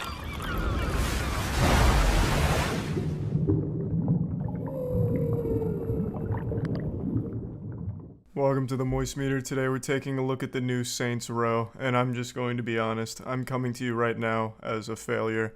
I was not able to complete the new Saints Row game. It's like the one chip challenge, but instead of spice, it's just dog shit game that just makes people tap out from pain. It's so bad. It's very rare that a game is so unbelievably bland, boring, and awful that I don't finish it. Usually I can push through it, and I usually really enjoy bad games because they can be laughably bad. And make no mistake, Saints Row starts out laughably bad, but by hour 4, where it's the same missions every single time with no changes except the location, it just becomes so mind-numbing and miserable. Every single mission in this game plays out exactly the same. You're either going to be on a turret, just shooting waves of enemies on a turret, in a car, shooting waves of cars that chase you, riding on top of a car, shooting waves of cars that chase you, just all these static on-rail sections, or you're going to be standing in a location defending someone as waves of enemies come at you, or Occasionally you'll storm a location, you'll shoot through like 2 waves of enemies, and then you go into a turret section or a chase section where you're just shooting cars. It's so miserable. 10 hours of non-stop unfun anguish. And to be honest, it'd be fine and excusable if the gameplay was good, but it is not. And I don't know what the other reviewers are seeing in the gameplay that's giving them high scores. I don't know what's happening, if they've even played the game or if they played it with their eyes closed. I don't get it. The gameplay is objectively dated. It is not good. It is bland gameplay, and I felt like I was playing a 2006 title. Like, if this game came out over a decade ago, it'd be totally passable. But it didn't. It came out in 2022, and it is a massive step down from even Saints Row 3. The gameplay is trash. It is the most uninspired, unfun, cookie-cutter snooze fest. Every fight plays out the same way. You don't have like powers or anything anymore. You have abilities that you use, but the abilities are super boring. You're basically just a guy with all the powers of a teenage boy. You can throw a grenade, you can throw a smoke bomb down, you can throw a landmine, and a couple of the abilities are kind of fun. Like, you can put a grenade on someone's belt and throw them and they explode. That's the only enjoyable one. The fire punch, which I thought would be cool, was super lame and underwhelming. Just overall, the gameplay is super stinky, inexcusably so. It is objectively, this isn't like an opinion, it is dated. It doesn't do anything that you would expect from a modern AAA title. It goes backwards. It is a giant step back from Saints Row like 8 years ago. Like, it blows my mind that anyone's giving it a pass. I understand liking other aspects of the game, which I'll get into in a minute, but the gameplay itself is something that can't just be overlooked.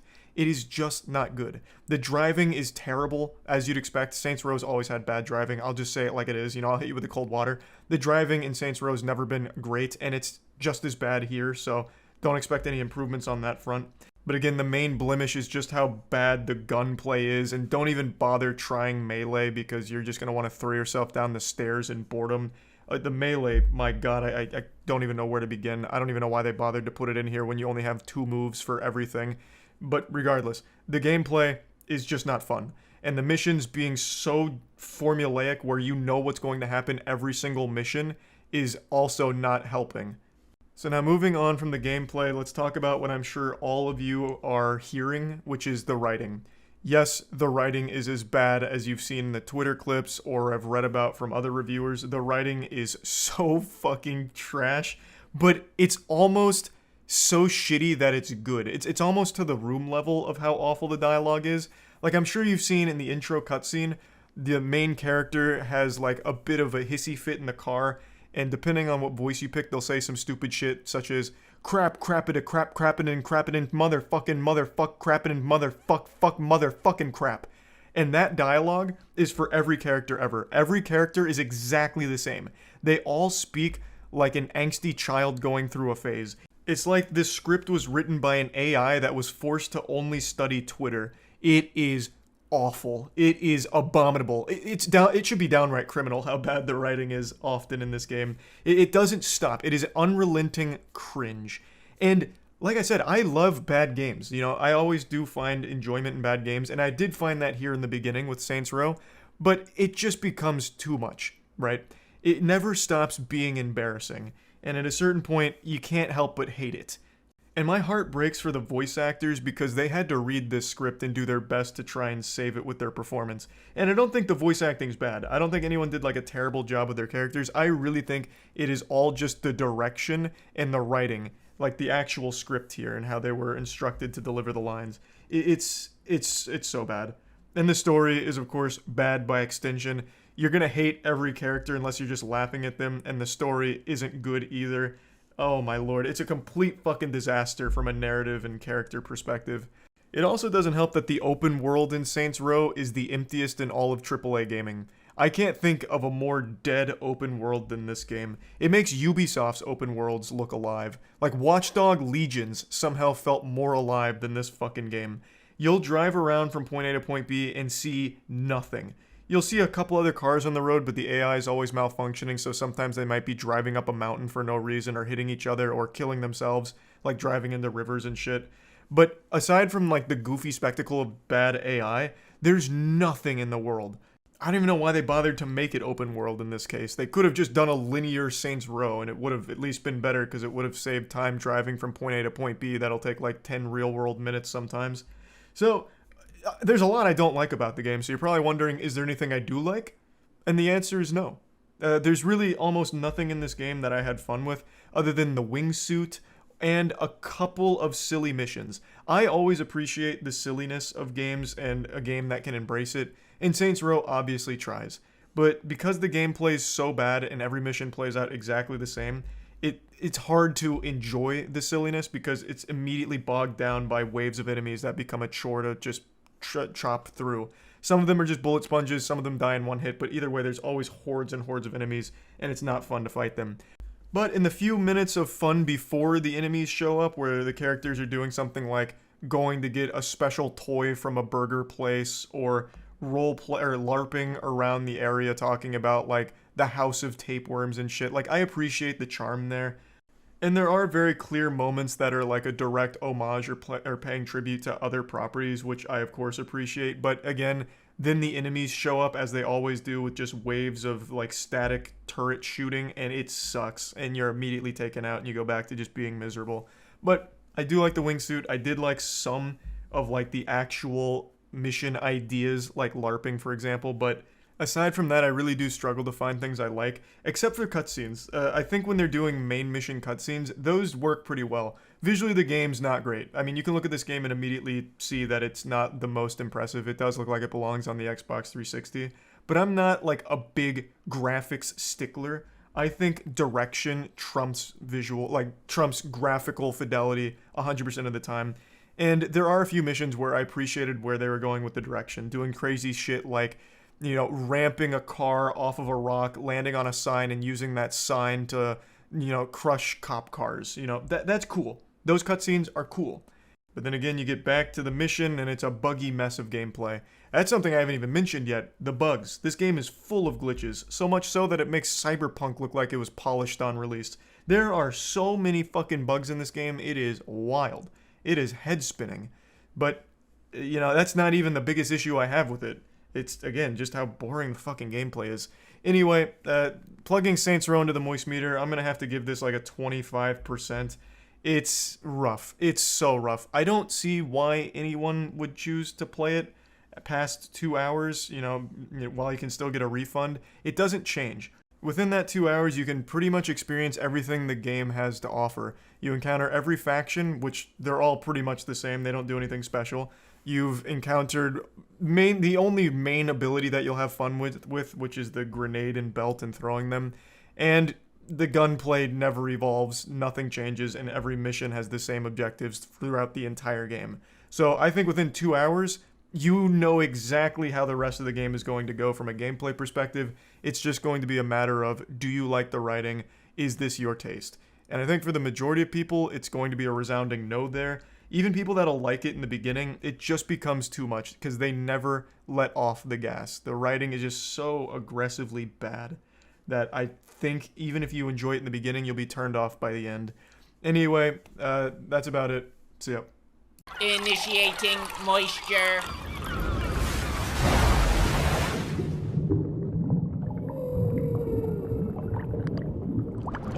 Welcome to the Moist Meter. Today we're taking a look at Biomutant. Before getting into it, yes, I know this game was made by a small team. I don't know how small the team is. Every time I looked at chat, the number would change. 20 people made this game, Charlie. No, actually 15 made this game. No, really, the team was actually composed of 6 people, and 2 of them are in high school. Like, it doesn't really matter. I understand it wasn't a huge studio that put this together, but the game is selling for $60, which means it's being sold at a AAA price, so I'm going to review it as a AAA game. Under no circumstances is worth $60 at all. The state of this game is fucking rough. Think Cyberpunk, but with furries. It is very, very, very unfinished. Half of the shit in this game is missing sound effects. It's like I was playing in a sensory deprivation tank. You'd go into combat, you'd be throwing around attacks, and there's no impact to them. You wouldn't even know if attacks were registering or what the fuck was going on because there's no sound effect, and there's absolutely no sense of impact or weight to anything. Meleeing an enemy in this game is like swinging your arms in the air. It doesn't ever feel like you're actually hitting anything at all. And let me just go ahead and say this. I think the team is extremely talented. I think the actual talent behind this team is there.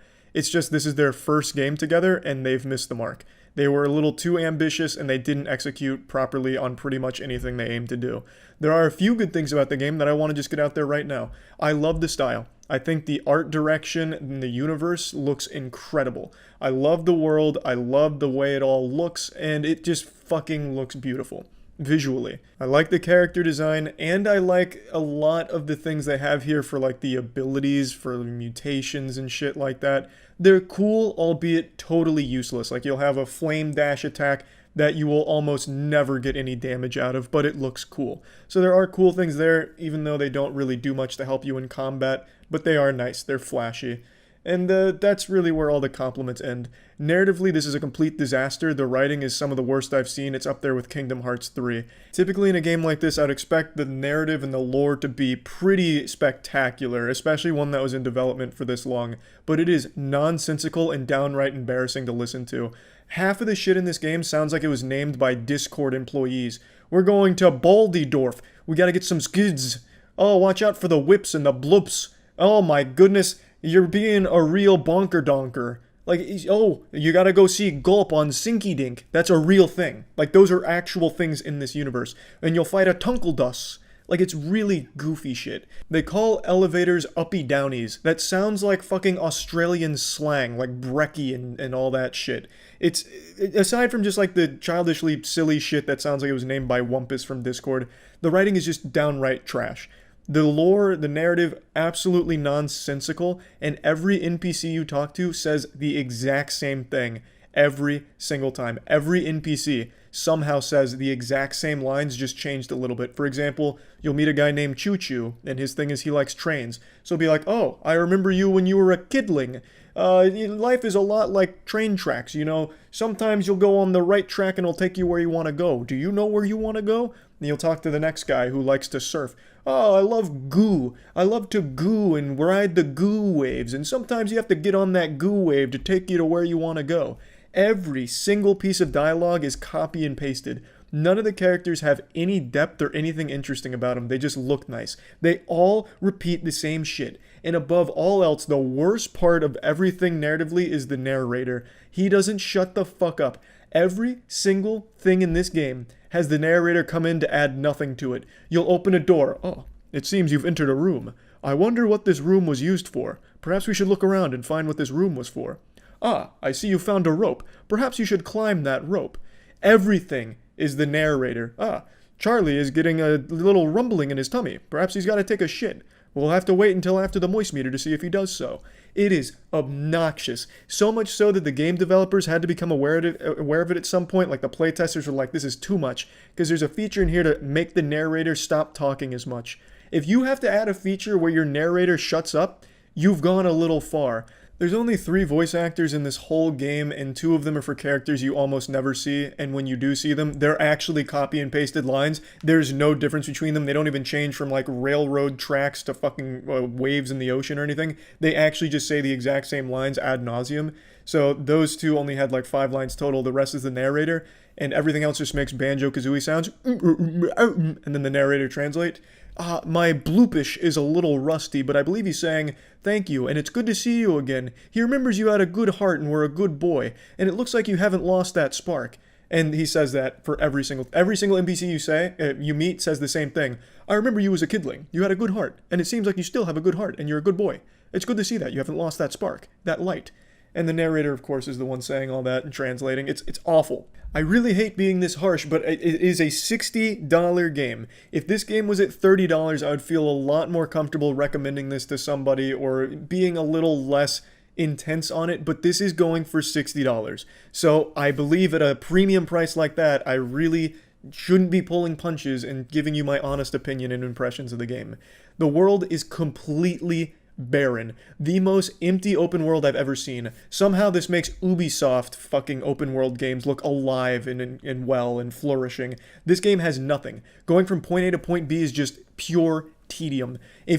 Sometimes you'll encounter a few enemies along the way, and by the way, every enemy has the same attack. There's only 2 different attack patterns that normal enemies have, and that's it. Everything else is just the exact same. You'll fight a Flumpus, and it'll have the same attack patterns as a Tunkeldus. They don't change. The appearance of the monster changes a little bit, not even much, but a little bit, but their attacks are exactly the same. It's crazy. There's not even any variance to the attacks. And the boss battles all play out almost exactly the same. So, again, I'm getting sidetracked, but the world is empty. Sometimes you'll have those little fights. Sometimes you'll see NPCs in the world, and if you talk to the NPC, if you make the mistake of talking to one, all they do is say, "Oh, I remember you as a kidling. You were a good boy. You seem to still be a good boy." And then your only option is just say goodbye. So you just go up to someone just to say goodbye. There is no life to the world. It's beautiful to be in, but it sucks ass to traverse, and there is nothing to do in it aside from doing the quests. And some of the side quests genuinely just don't even work. Some of the side quests just straight up don't function. And the main quests are mainly fetch quests. Almost every single main quest is go here, collect 5 of these gups, 3 of these pyro sticks, and bring them back, and I'll make your submarine shoot infinite ammo. Go over here, collect 5 of these squeebs, and I'll make your mech shoot infinite ammo. That's mainly all of the quest lines, and then you go fight a boss. It's horrible. The quests aren't fun. Nothing makes sense, so it's not like the narrative is being pushed forward or you're learning anything new, because all of the NPCs have memory loss, it seems, so they'll just keep telling you the same shit over and over and over again. It's like every single NPC in this game is just a clone of each other with a different skin suit on. In a single instance of talking to an NPC, he will repeat your objective 20 times. Not even in different ways. He'll be like, okay, you need to go here because of a world eater. In fact, I think you actually need to go here because of a world eater. Alright, now that we've finished all of this up and you have a good heart and you're very light on the light side, which is, it's very good to be shining so bright as the sun, I think you should go over here to fight the World Eater. All in like one dialogue instance. It's wild. It's like at no point did they ever even try with the writing. It's the genuine bare minimum. It's so dumb. Fuck, narratively it's dumb. But let's get to like the actual combat and the RPG elements. There is like level ups that'll give you stats. You can put plus 10 to strength when you level up, and you can get some mutations. And like I said, some of them are very cool and flashy. But at no point does it ever feel like it changes anything. I put all of my stats into strength, and my melee did less damage than my guns, which had absolutely no benefits to them. I didn't put anything into guns or making those more powerful. Everything went into my strength for melee attacks and critting, and that was my weakest part. By far. It feels like stats don't do anything except for health, which just gives you more health. Everything else seems so underwhelming, as if nothing changed. From the time you start up the game to the time you end it, you don't feel like you ever got stronger. You just got more useless shit that you can use, such as spitting acid on the ground that nobody ever stands in long enough to get poisoned. At the very least, though, the combat is flashy. You can slide around shooting and switching weapons and doing some combos, and there are some flashy things to be done there. But it doesn't feel good because the combat doesn't feel good. Everything's so floaty and, again, lacks impact. It's like every single attack you do just goes straight through them like you're fighting ghosts. It's not like there's even physical beings in the game. It's all like a spiritual journey. It's wildly unfinished in the worst possible ways. It took me 8 hours, just over 8 hours, to complete the game start to finish, doing only mainline quests and a couple of side quests early. So it's not like there's a lot of meat to go through if you're just doing main quests, and the side quests I did accomplish sucked. It was you pass through a small village and you kill 5 people, bang, you're done. And that's another thing.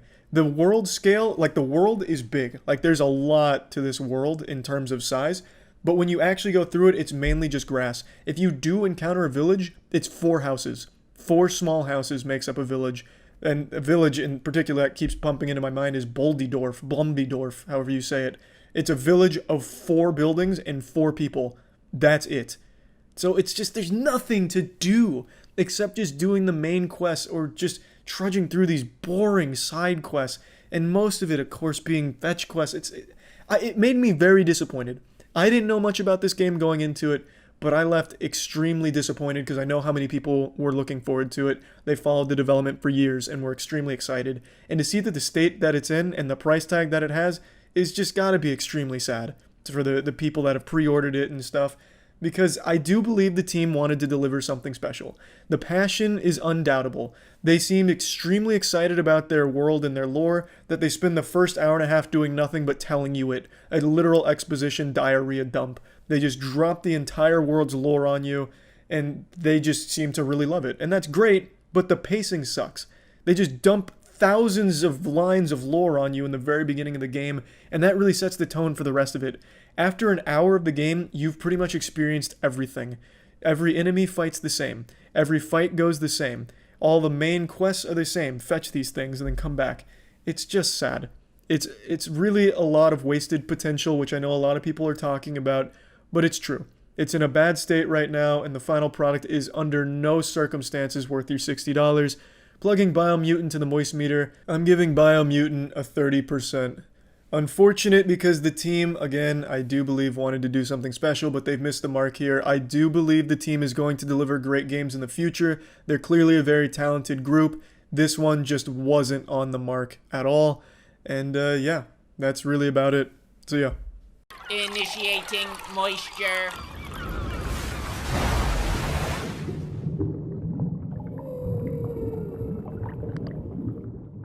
Welcome to the Moist Meter. Anthem fucking sucks. Spoiler alert. I needed to get that out of the way right away.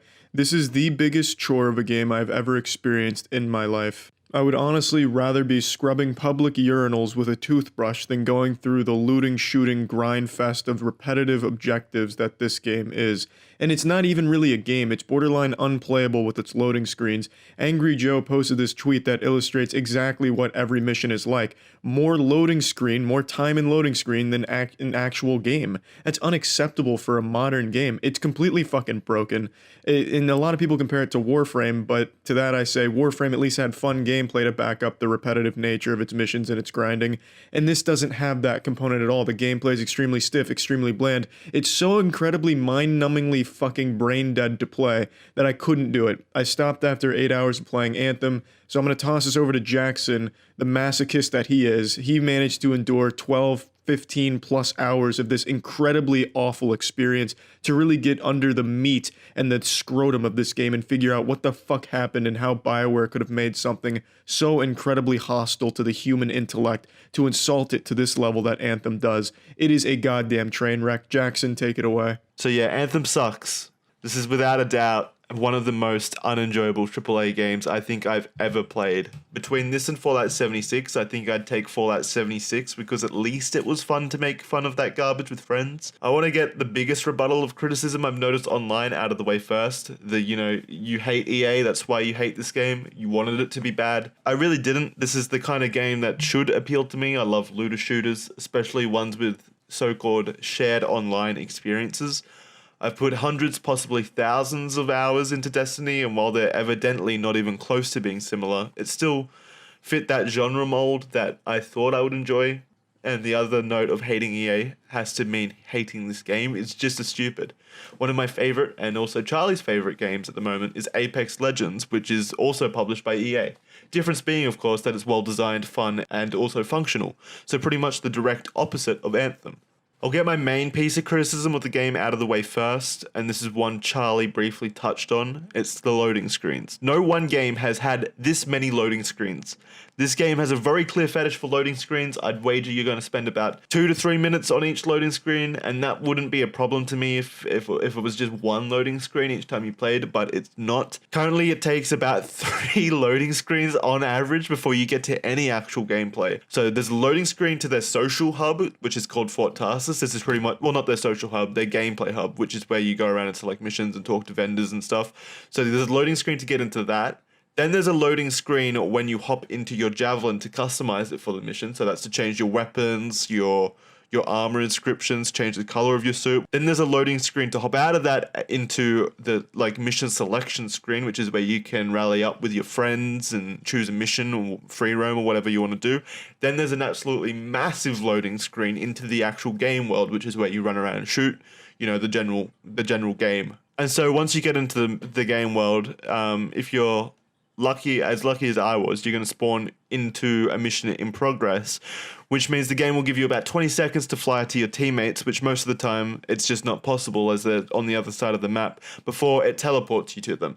This is just fancy talk for yet another fucking loading screen. This makes the game roughly 1,000 times more frustrating to play because it gives me time to think on each loading screen about how much of a joke this game is and how I should be playing other far better games. Now that you've slept through the loading screens or done your taxes or whatever other time-consuming task you can find to do while you wait, you'd at least expect the gameplay to be worth the wait, right?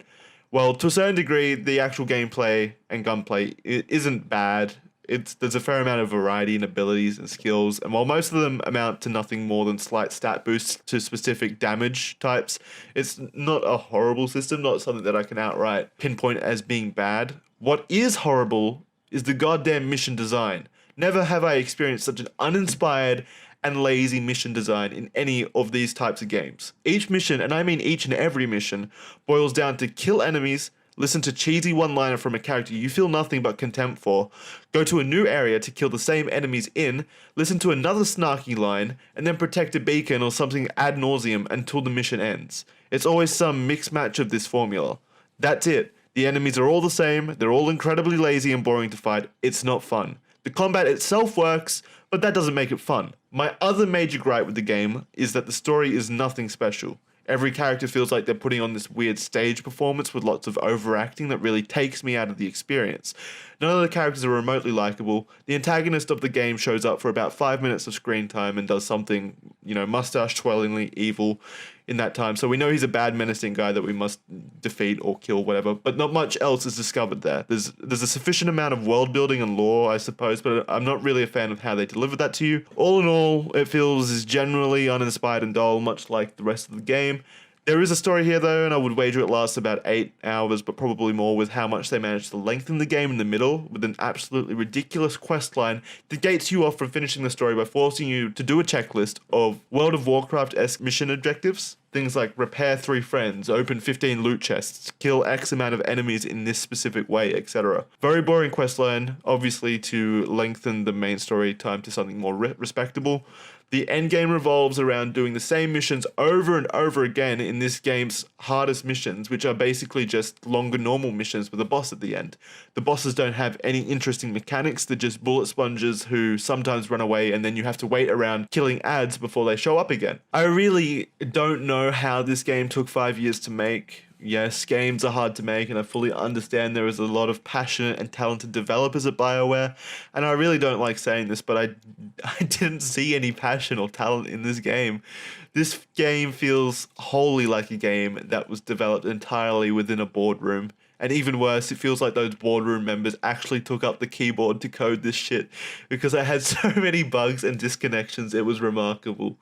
This ranged from funny, goofy visual bugs where a teammate would spawn without a head, to frustrating tear out my hair bugs like I would miss an entire cutscene because of a crash, and I'd never be able to watch the cutscene again without YouTube kind of thing, to pure rage because after 5 minutes of loading screens, the third and final loading screen would hang up and get stuck at 95%, and I'd have to Alt F4 and restart the game and go through the previous 2 long-ass loading screens only for it to happen again. God damn it, this game is barely functionable. So yes, I don't know how this game took 5 years to make. This feels like a game that took 18 months at the most to make, especially with how little loot there is in this game. In a looter shooter, this is one of the worst offenses you could make.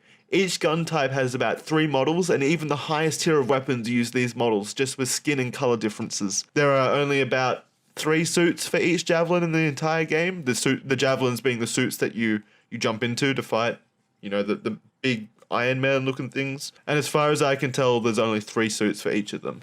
One is given to you at the start of the game, so it's just the vanilla suit that you get.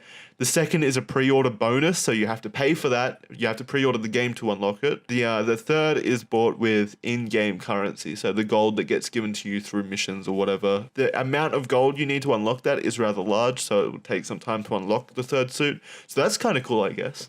So yeah, 3 suits to make yourself visually different from everyone else. That's apparently the best they could come up with their 5-year development time. I honestly cannot think of a single good thing apart from maybe the soundtrack, and I would be fully prepared to score this game under a 15% on the moist meter if it weren't for the sometimes nice visuals as well as the nice soundtrack. But again, they're nothing remarkable or great. They're just elevated above just being average because everything else in this game is genuinely trash. I could keep going on about all the flaws in this game, but I don't think there's enough hard drive space at YouTube HQ to host a video of that size, so I'll keep it short. The game is bad, it's unenjoyable to play, I wanted desperately to do anything else other than play the game while I was there. And that sucks because BioWare used to be one of my favorite developers. Alright, so putting this on the moist meter, and this is the first time I get to do this, putting this on the moist meter, we're giving this one a 20% with a strong recommendation not to buy this game until some serious work is put into it. But even then, I don't think they can really patch out the issues this game has. It just suffers from a clear lack of passion and, at times, talent. Anyway, that's it from me. Yeah, thanks for watching, and we'll see you next time. This has been Jackson and Charlie at Moistmeter HQ.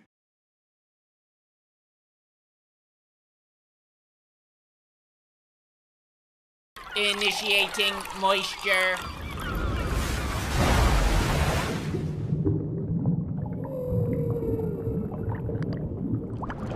I wasn't even sure I was going to make a moist meter on this, but I honestly can't stop thinking about Fast and Furious Crossroad. The fact that this game even exists is an affront to God. It's almost like it's an insult to gamers everywhere. Like this was Vin Diesel dropping his pants and putting his ass on our face. The game is on another level of not good. I honestly don't know what happened because Vin Diesel used to make bangers in the video game world with the Riddick games, which from my understanding he had a personal hand in keeping afloat, but here they must have locked Vin Diesel in a fucking dog crate or something and only let him out to give him Scooby snacks and record his voice lines while he was half asleep. There is no passion in this game from anyone involved in it. This game is as bare bones as it possibly gets at its absolute best. At its worst, this game is a joke that they published for $60. There is 2 hours of gameplay in this game and about an hour's worth of cutscenes in total for $60. You would get more value out of $60 if you dropped it into a fucking volcano. If you took $60 and set it on the ground and waterboarded it with acid, that would be a better use of $60 than spending it on Fast and Furious Crossroad. Fucking spend $60 on non-nude OnlyFans on the impossible chance that you actually get a date out of it is a better use of your $60 and a healthier use than spending it on Fast and Furious Crossroad. Now, like I said, there's only 3 hours of campaign gameplay, but what I've neglected to tell you, the special sauce here, there's a multiplayer component as well. Unfortunately, I won't be able to cover the multiplayer component because there's only 8 fucking people on the PC that played this game when I had it. In total, there was 26, according to the charts that I found. 26 total people bought this on the PC. I was one of those stupid fucking goobers that bought this game. I knew it was going to be bad, but I thought it was going to be like an entertainingly bad game that just, it had a mission, it just wasn't able to execute on it or something. This, the only mission it had was to make you feel like a fucking idiot for buying it. I don't understand what happened here, but regardless, I couldn't play the multiplayer component, so I can't review it. I tried numerous times, and the most I ever found were 2 people who were also streaming the game at the same time I was, and we tried to coordinate a little get-together, but you need 9 fucking people in the lobby to start a multiplayer match. So the fact we got 3 wasn't good enough, we still needed to triple the turnout here. It's like the world's saddest Sweet 16 that we tried to organize. Nobody wanted to show up because the game is way too expensive for what you get. It's a piece of shit. It's terrible. Now let's go ahead and start with the campaign. The story chews asshole. It is absolutely terrible garbage. And what's even worse is it feels like there's cutscenes missing because out of nowhere things will happen. There's no intro cutscene, by the way. If you start the campaign, it immediately throws you into Letty's car as you're chasing around the fucking Batmobile or something. And you have to, use 2 abilities to take it down, which just sucks. It looks terrible. This game looks like it's straight out of the PS2 era. They didn't even bother putting any effort into its visuals. So when you see Vin Diesel hop out of his American muscle car for the first time, it feels like you're watching some college student's first attempt at using Maya 3D. It's really awful looking. Everything looks terrible. And like I said, it feels like there's cutscenes missing because they try and tell you a story. I mean, they have a lot of cutscenes in here, but nothing connects. So you have a cutscene where 1 second they're in the command center, the headquarters, like, all right, we gotta do this, this, and this. And then the next scene, they're in the fucking desert and they're not doing any of what they just said. They're just all of a sudden in the desert chasing the bad guy whom they were just saying they can't find. It doesn't make any sense. It feels like the things that connect these events together are just not there. Whether on purpose or by pure incompetence, I truly couldn't tell you. But you will not be able to follow the story, and you'll be constantly asking, why the fuck are we here? How did we get here? Is God even real? Are aliens among us? Did they make this game? There's so many questions that you're going to be left with because this game doesn't have answers to anything. The only answer this game provides is to the question of how quickly can I regret buying something, and the answer is immediately when you play this game. From the second you start this shit up, you are going to regret it. I can almost guarantee you that. Purchasing this game should come with a handwritten apology from the developer. It is truly that bad. I don't think anyone that worked on this game can possibly say in confidence that they're proud of their work. This seems like it was some kind of cash grab off the Fast and Furious franchise, but I don't know what they were expecting because it's not like anyone wants Fast and Furious games. They just like to go to the movie with a semi-chub and watch some action. It's not like they want to go home and have some kind of lackluster experience in that same universe. Unless someone is just really in love with the whole theme of family that they keep shoving down your throat, I just don't see you getting any enjoyment out of this game here. Family, family, family, fucking family this, fucking family that. Who's fucking that family? This family's fucking that family. Everything is somehow about family when it comes to Fast and Furious. Why is there 8 people here and only 1 movie ticket? Because we're only one family. You almost had me, you never had me. You never had your car. Granny shifted, not double family like you should. Ask not what your family can do for you, ask what you can do for your family. One small step for man, one giant leap for my family. Everything is about fucking family. For no reason. It's super silly, and it really seems to want to prey on people that are lonely by making them believe by driving fast cars they somehow become part of Vin Diesel's family. I don't know. I couldn't tell you. All I know for sure, and I can tell you for sure, is the game sucks, asshole. This is a butt-sucking fuckfest. It is not good. It is terrible. It is bad. Plugging this into the moist meter, I'm giving Fast and Furious Crossroads a nice 10%. Now, why 10%, you say? I know you're asking that, scratching your head. Charlie, that seems a little high for everything you've said. Well, let me explain. This game is so astonishingly terrible that it crosses that threshold, the event horizon of so bad you can laugh at it. I won't say so bad it's good, because I would never use good in the same sentence as this game, but it is so laughably bad that you will have a good time laughing at it if you accidentally buy this game. Like if a burglar breaks into your house and buys this game for you just to get revenge on you for something, the only saving grace is that you can laugh at the game. That's about it. That is all this game has going for it, is that you can just make fun of it and have a decent time poking fun at it. Other than that, this game is an absolute abomination. That's it. See ya. Initiating moisture.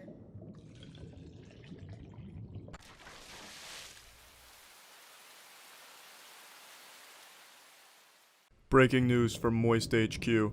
It's raining tears because Yooka-Laylee was incredibly fucking disappointing. Spoiler alert. Now, I firmly believe a lot of games that we used to enjoy growing up are just games that were good for their time. Going back and playing them, they haven't aged well. Perfect example is 007 GoldenEye. That game's not very fun to play these days. So when we think back to these games, we look at them through rose-tinted pussies because we think of how great they were at the time. An exception to this is Banjo-Kazooie. I think that game has aged well, and in fact I actually marathoned that game before Yooka-Laylee came out just to get hyped up and just be excited for Yooka-Laylee. But unfortunately all of that excitement turned to excrement because this game's quite shitty. I'll start with my biggest complaint about the game, is just how uninspired everything feels. It all just feels rushed and forced. It doesn't feel natural, and it doesn't feel as confident as Banjo-Kazooie. A good example is the music. At some times Grant Kirkhope will shine like a bright nipple piercing.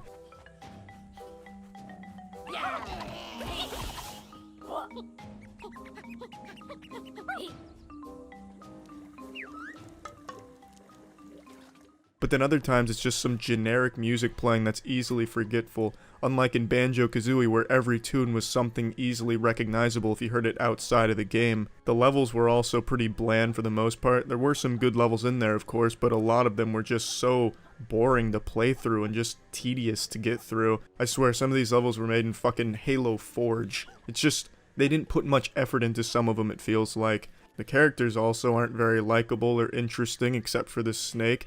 I do, however, like Yooka and Laylee. I think they're a pretty good combo. I thought they were very well designed and kind of interesting, but apart from just these 3 characters, the rest are just so boring. The game really just doesn't seem finished. It feels like there's a lot they didn't implement in here. This feels like an early access title I'd pay $5 for on Steam. Now let's talk about the controls. The controls are just fucking abysmal for the most part. Banjo-Kazooie and Banjo-Tooie had better and tighter controls in this game. This is just a load of donkey farts.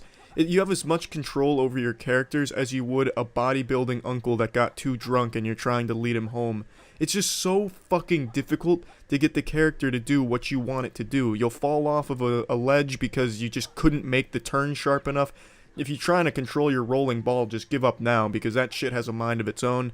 It's just, I hated the controls. Now, sometimes the controls did work, and in those few instances where everything just kind of clicked and the controls were nice and responsive and things worked, the game felt great. But between the inconsistent controls and the just horrendous camera, you're going to be frustrated more often than not when playing this game. Let me make this clear, the camera, there is nothing good I can say about that bitch. The camera is so fucking horrible. It's just schmeckledorfing to me how Banjo-Kazooie and Tooie would have a camera that could follow you around better than this one does. Now the dialogue and writing, I thought was fine. I know a lot of people are complaining about it, but I liked that feeling. I liked how it felt like an old Rare game in that regard. The grunts and random noises for the characters, it instantly hit me with a wave of nostalgia, and I still enjoyed it in this new game. Some of the dialogue was definitely cringy, and they went way overboard with how many times they reminded you that this is just a silly video game.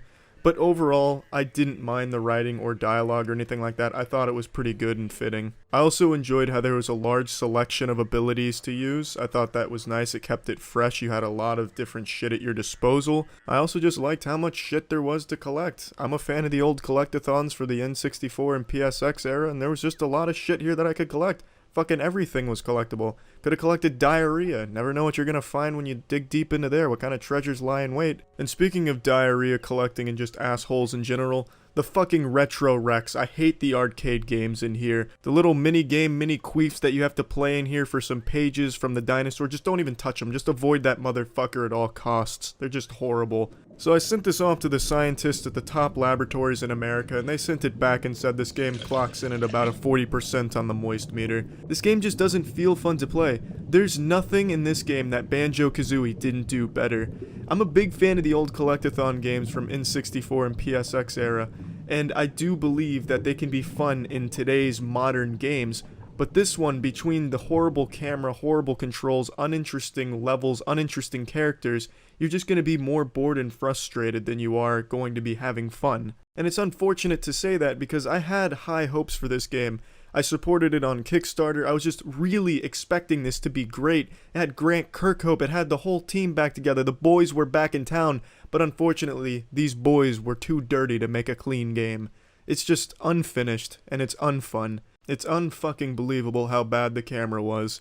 And it's unfortunate. Really it is. But hopefully they can learn from this game and hopefully make a better collectathon game or an old school Rare game in the future. That'd be nice. Hopefully they don't just call it quits because Yooka-Laylee missed its mark. But until then, stay wet. See ya.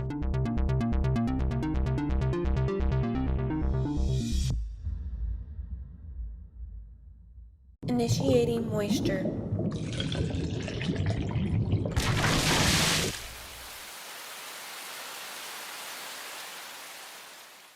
Welcome to the Moist Meter. Today we'll be analyzing the moisture within, the evil within too.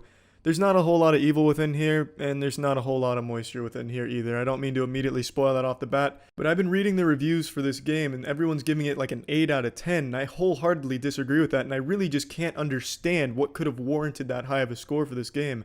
I think it's an enjoyable game, but it's just barely above average with a ton of flaws.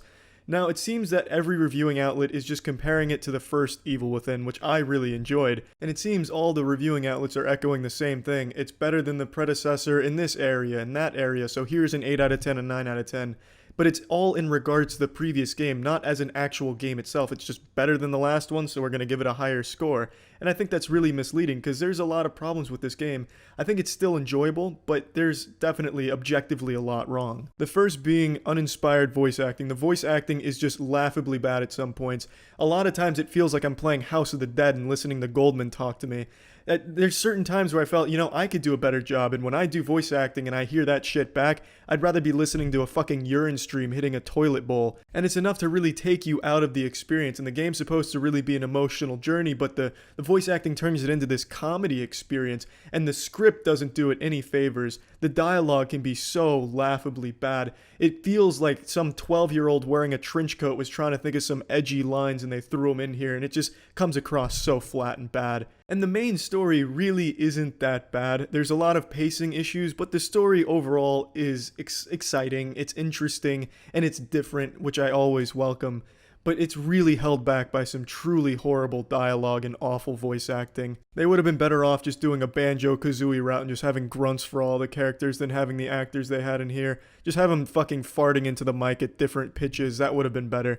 The voice acting really was just one of the worst things about the title. Especially towards the end, that's when the voice acting really rears its ugly head and starts throwing small dicks into the glory hole. There's a really emotional scene where the main character Sebastian does something really traumatic, and his response was just a simple no, uttered with the same intensity and emotion I would give if I accidentally spilt a little water on my kitchen floor. Now, aside from just bad writing, bad voice acting, another thing that was really not great about this game was the gameplay, and I'm seeing a lot of praise for it from the reviewing outlets because they're comparing it to the first one, which was mechanically not great, and I will say, the gameplay has improved over the first one, but that doesn't mean it's good.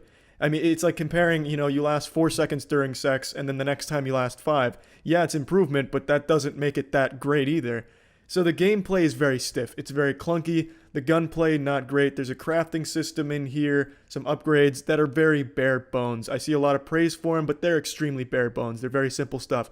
Here's a point, you get a little health. Here's a point, you get some stamina. Here's a point, you sneak around a little better. There's nothing really creative about their upgrades. The weapons are the same. Here's a little firepower. Here's a little ammo clip. There's nothing really interesting about it. Every time you get into an intense firefight and then you have to reload, you don't have any way of dodging or doing anything special to get out of there. So you have to do like your old man jog out of the way. That's just a little waddle that looks like you shit your pants. 9 times out of 10, you're still going to get hit. Not that that's necessarily a bad thing. It's your fault for getting into that poor position, that poor situation. You should have been a little sneakier, and the game encourages stealth, and the stealth is sound. The stealth is pretty well done, but when you do get into a firefight, it's not great. It's really not. You end up just functioning like Bastion from Overwatch, and you just have to sit there, shoot your clip, and then wait a couple of seconds before your character can respond to do an animation to run away. Another thing I see a lot of praise for on the game is its level design. I think the level design is probably 10 times weaker than the first Evil Within, and that was far more linear.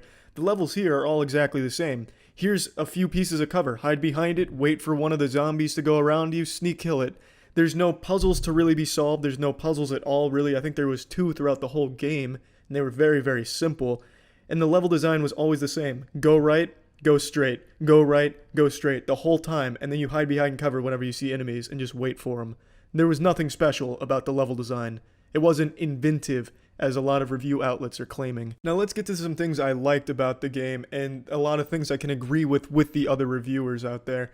The atmosphere of this game is fantastic. I love the little haunting atmosphere they have going on. Union as a setting is really nice and interesting.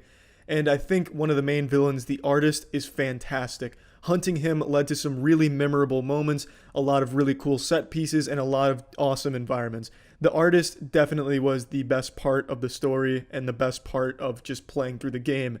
There's also a certain charm to playing this game, and the story is good enough to make you want to finish it and see how it ends, even though there's quite a few plot holes in there. I also really enjoyed the soundtrack to this game. The music was absolutely beautiful, especially at the end of the game. Truly just a fantastic fit for the tone. Everything just kind of fit with what was going on. Music was truly a massive improvement over the last one. Just fantastic score here. There's also quite a bit of content here. It took me 10.5 hours to beat the game, and that was without playing a whole ton of side missions. I also didn't even find all of the weapons either. So there's a lot to do and a lot to find within Union here. And there should be, because this is a $60 price tag, so there should be a lot of content. Now let's pop this shit into the moist meter. I'm giving this a 55%. Like I said, I feel it's a barely above average game. It's enjoyable, but it has a ton of flaws to it. And it's also not really a survival horror type of game. It's more of an action type of game.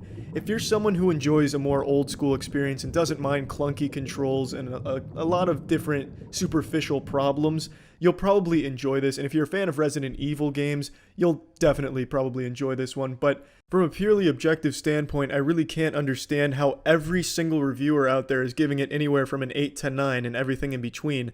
I haven't seen anything even below an 8 for this game yet, and I just don't understand it because there's such glaring issues with this game in every possible department. Yes, it's still a fun game to play, and yes, there is improvements over the first one, but that doesn't make it an 8 or 9 game. Even compared to the last one, I don't think the improvements are that significant. In fact, I almost prefer the first game for the most part. But yeah, anyway, that's it. See ya.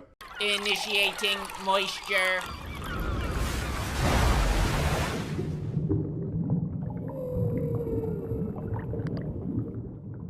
Welcome to the Moist Meter. Polygon's calling it the Dark Souls of game reviews. Today we're looking at Darksiders 3. Darksiders is a series that's very near and dear to my boners. I'm a big fan of the Darksiders series. I love the first two games, the first one more so than the second, and I was beyond shocked that this game even got released. Now, this game is getting absolutely fucking grilled by the micro-dicked everything's problematic games journalists out there, and I don't think it's entirely warranted. This game has many problems which I'll cover, but this game has something most modern games are lacking. Soul, passion, real passion put into the project. When you beat the fucking game, there's a message that says a special thanks to the fans and family members of the team who supported us in our pursuit to create awesome games. It was the most wholesome moment I've ever had in video games when I beat that shit and saw the credits roll. Nearly brought a goddamn tear to my eye. The game truly is a labor of love from the team.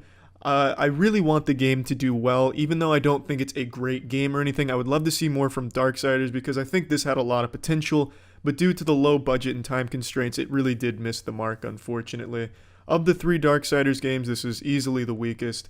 Everything feels super rushed, from the story to the gameplay to the characters. It really shows its low budget and time problems because, like, the lip sync is really bad. It's fucking abominable. The lip sync looks like straight out of a DOS-box game from the late 90s. The story jumps all over the place. 1 second, Fury thinks humans are insects and hates them, thinks they should all die, and she doesn't care. And then the next scene, she's all of a sudden giving a big fucking pep talk to the humans like a quarterback in the locker room, hyping up his team before the big championship game. And there's nothing to connect those 2 points. All of a sudden, Fury will have a moment of self-reflection, but for no reason. There was no catalyst, nothing that really brought that about. I think the team had a clear direction they wanted to take the story, but they couldn't get there. They couldn't flesh it out and develop it because they didn't have the time or the budget to do so. So instead you get these jarring transitions and nothing really connects. Also, the gameplay gets really clunky. The dodging is really picky with what they consider a perfect dodge and also what is even a dodge to begin with. The camera will actively do its best to fuck you in the asshole. The lock-on scarcely works, and when it does, it's not super helpful. It makes it a little bit more confusing when there's mobs. When there's mobs, you may as well just give up, start praying, because it all boils down to luck if you're going to survive the encounter.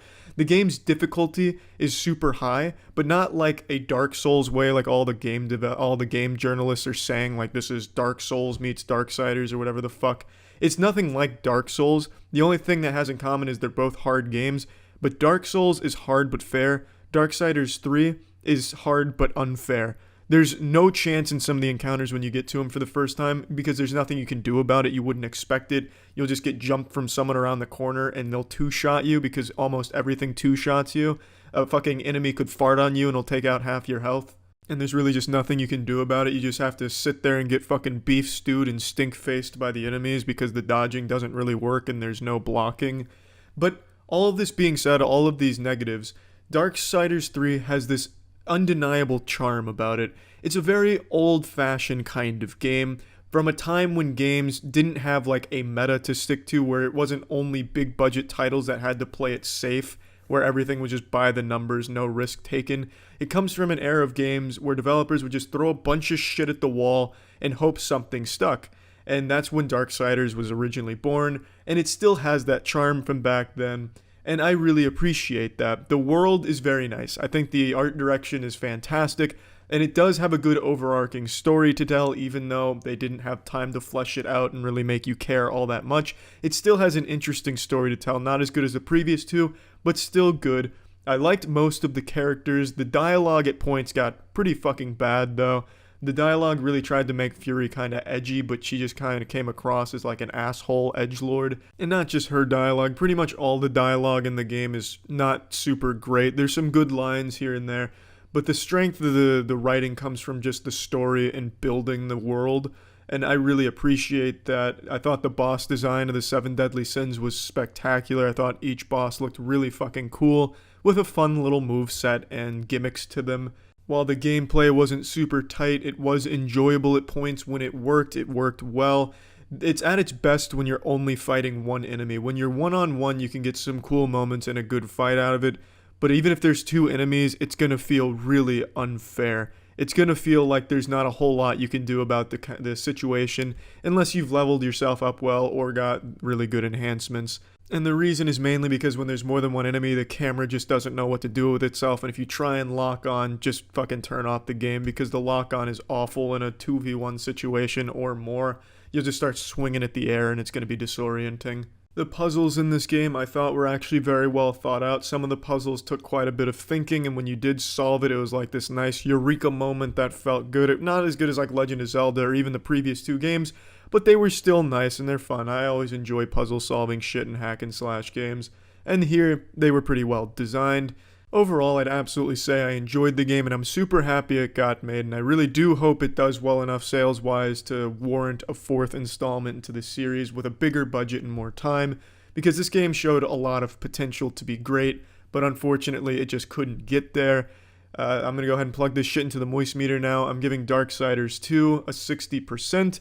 While it does have many flaws, I don't think any of them make a game unplayable or completely unenjoyable. There are definitely a lot of frustrating aspects about the game. However, I would recommend this one to anyone who enjoys hack and slash puzzle solving games or just wants a very challenging game. This one will definitely fucking test your patience, that's for sure. And overall, I do think it was a decently good game. So yeah, that's it. See ya.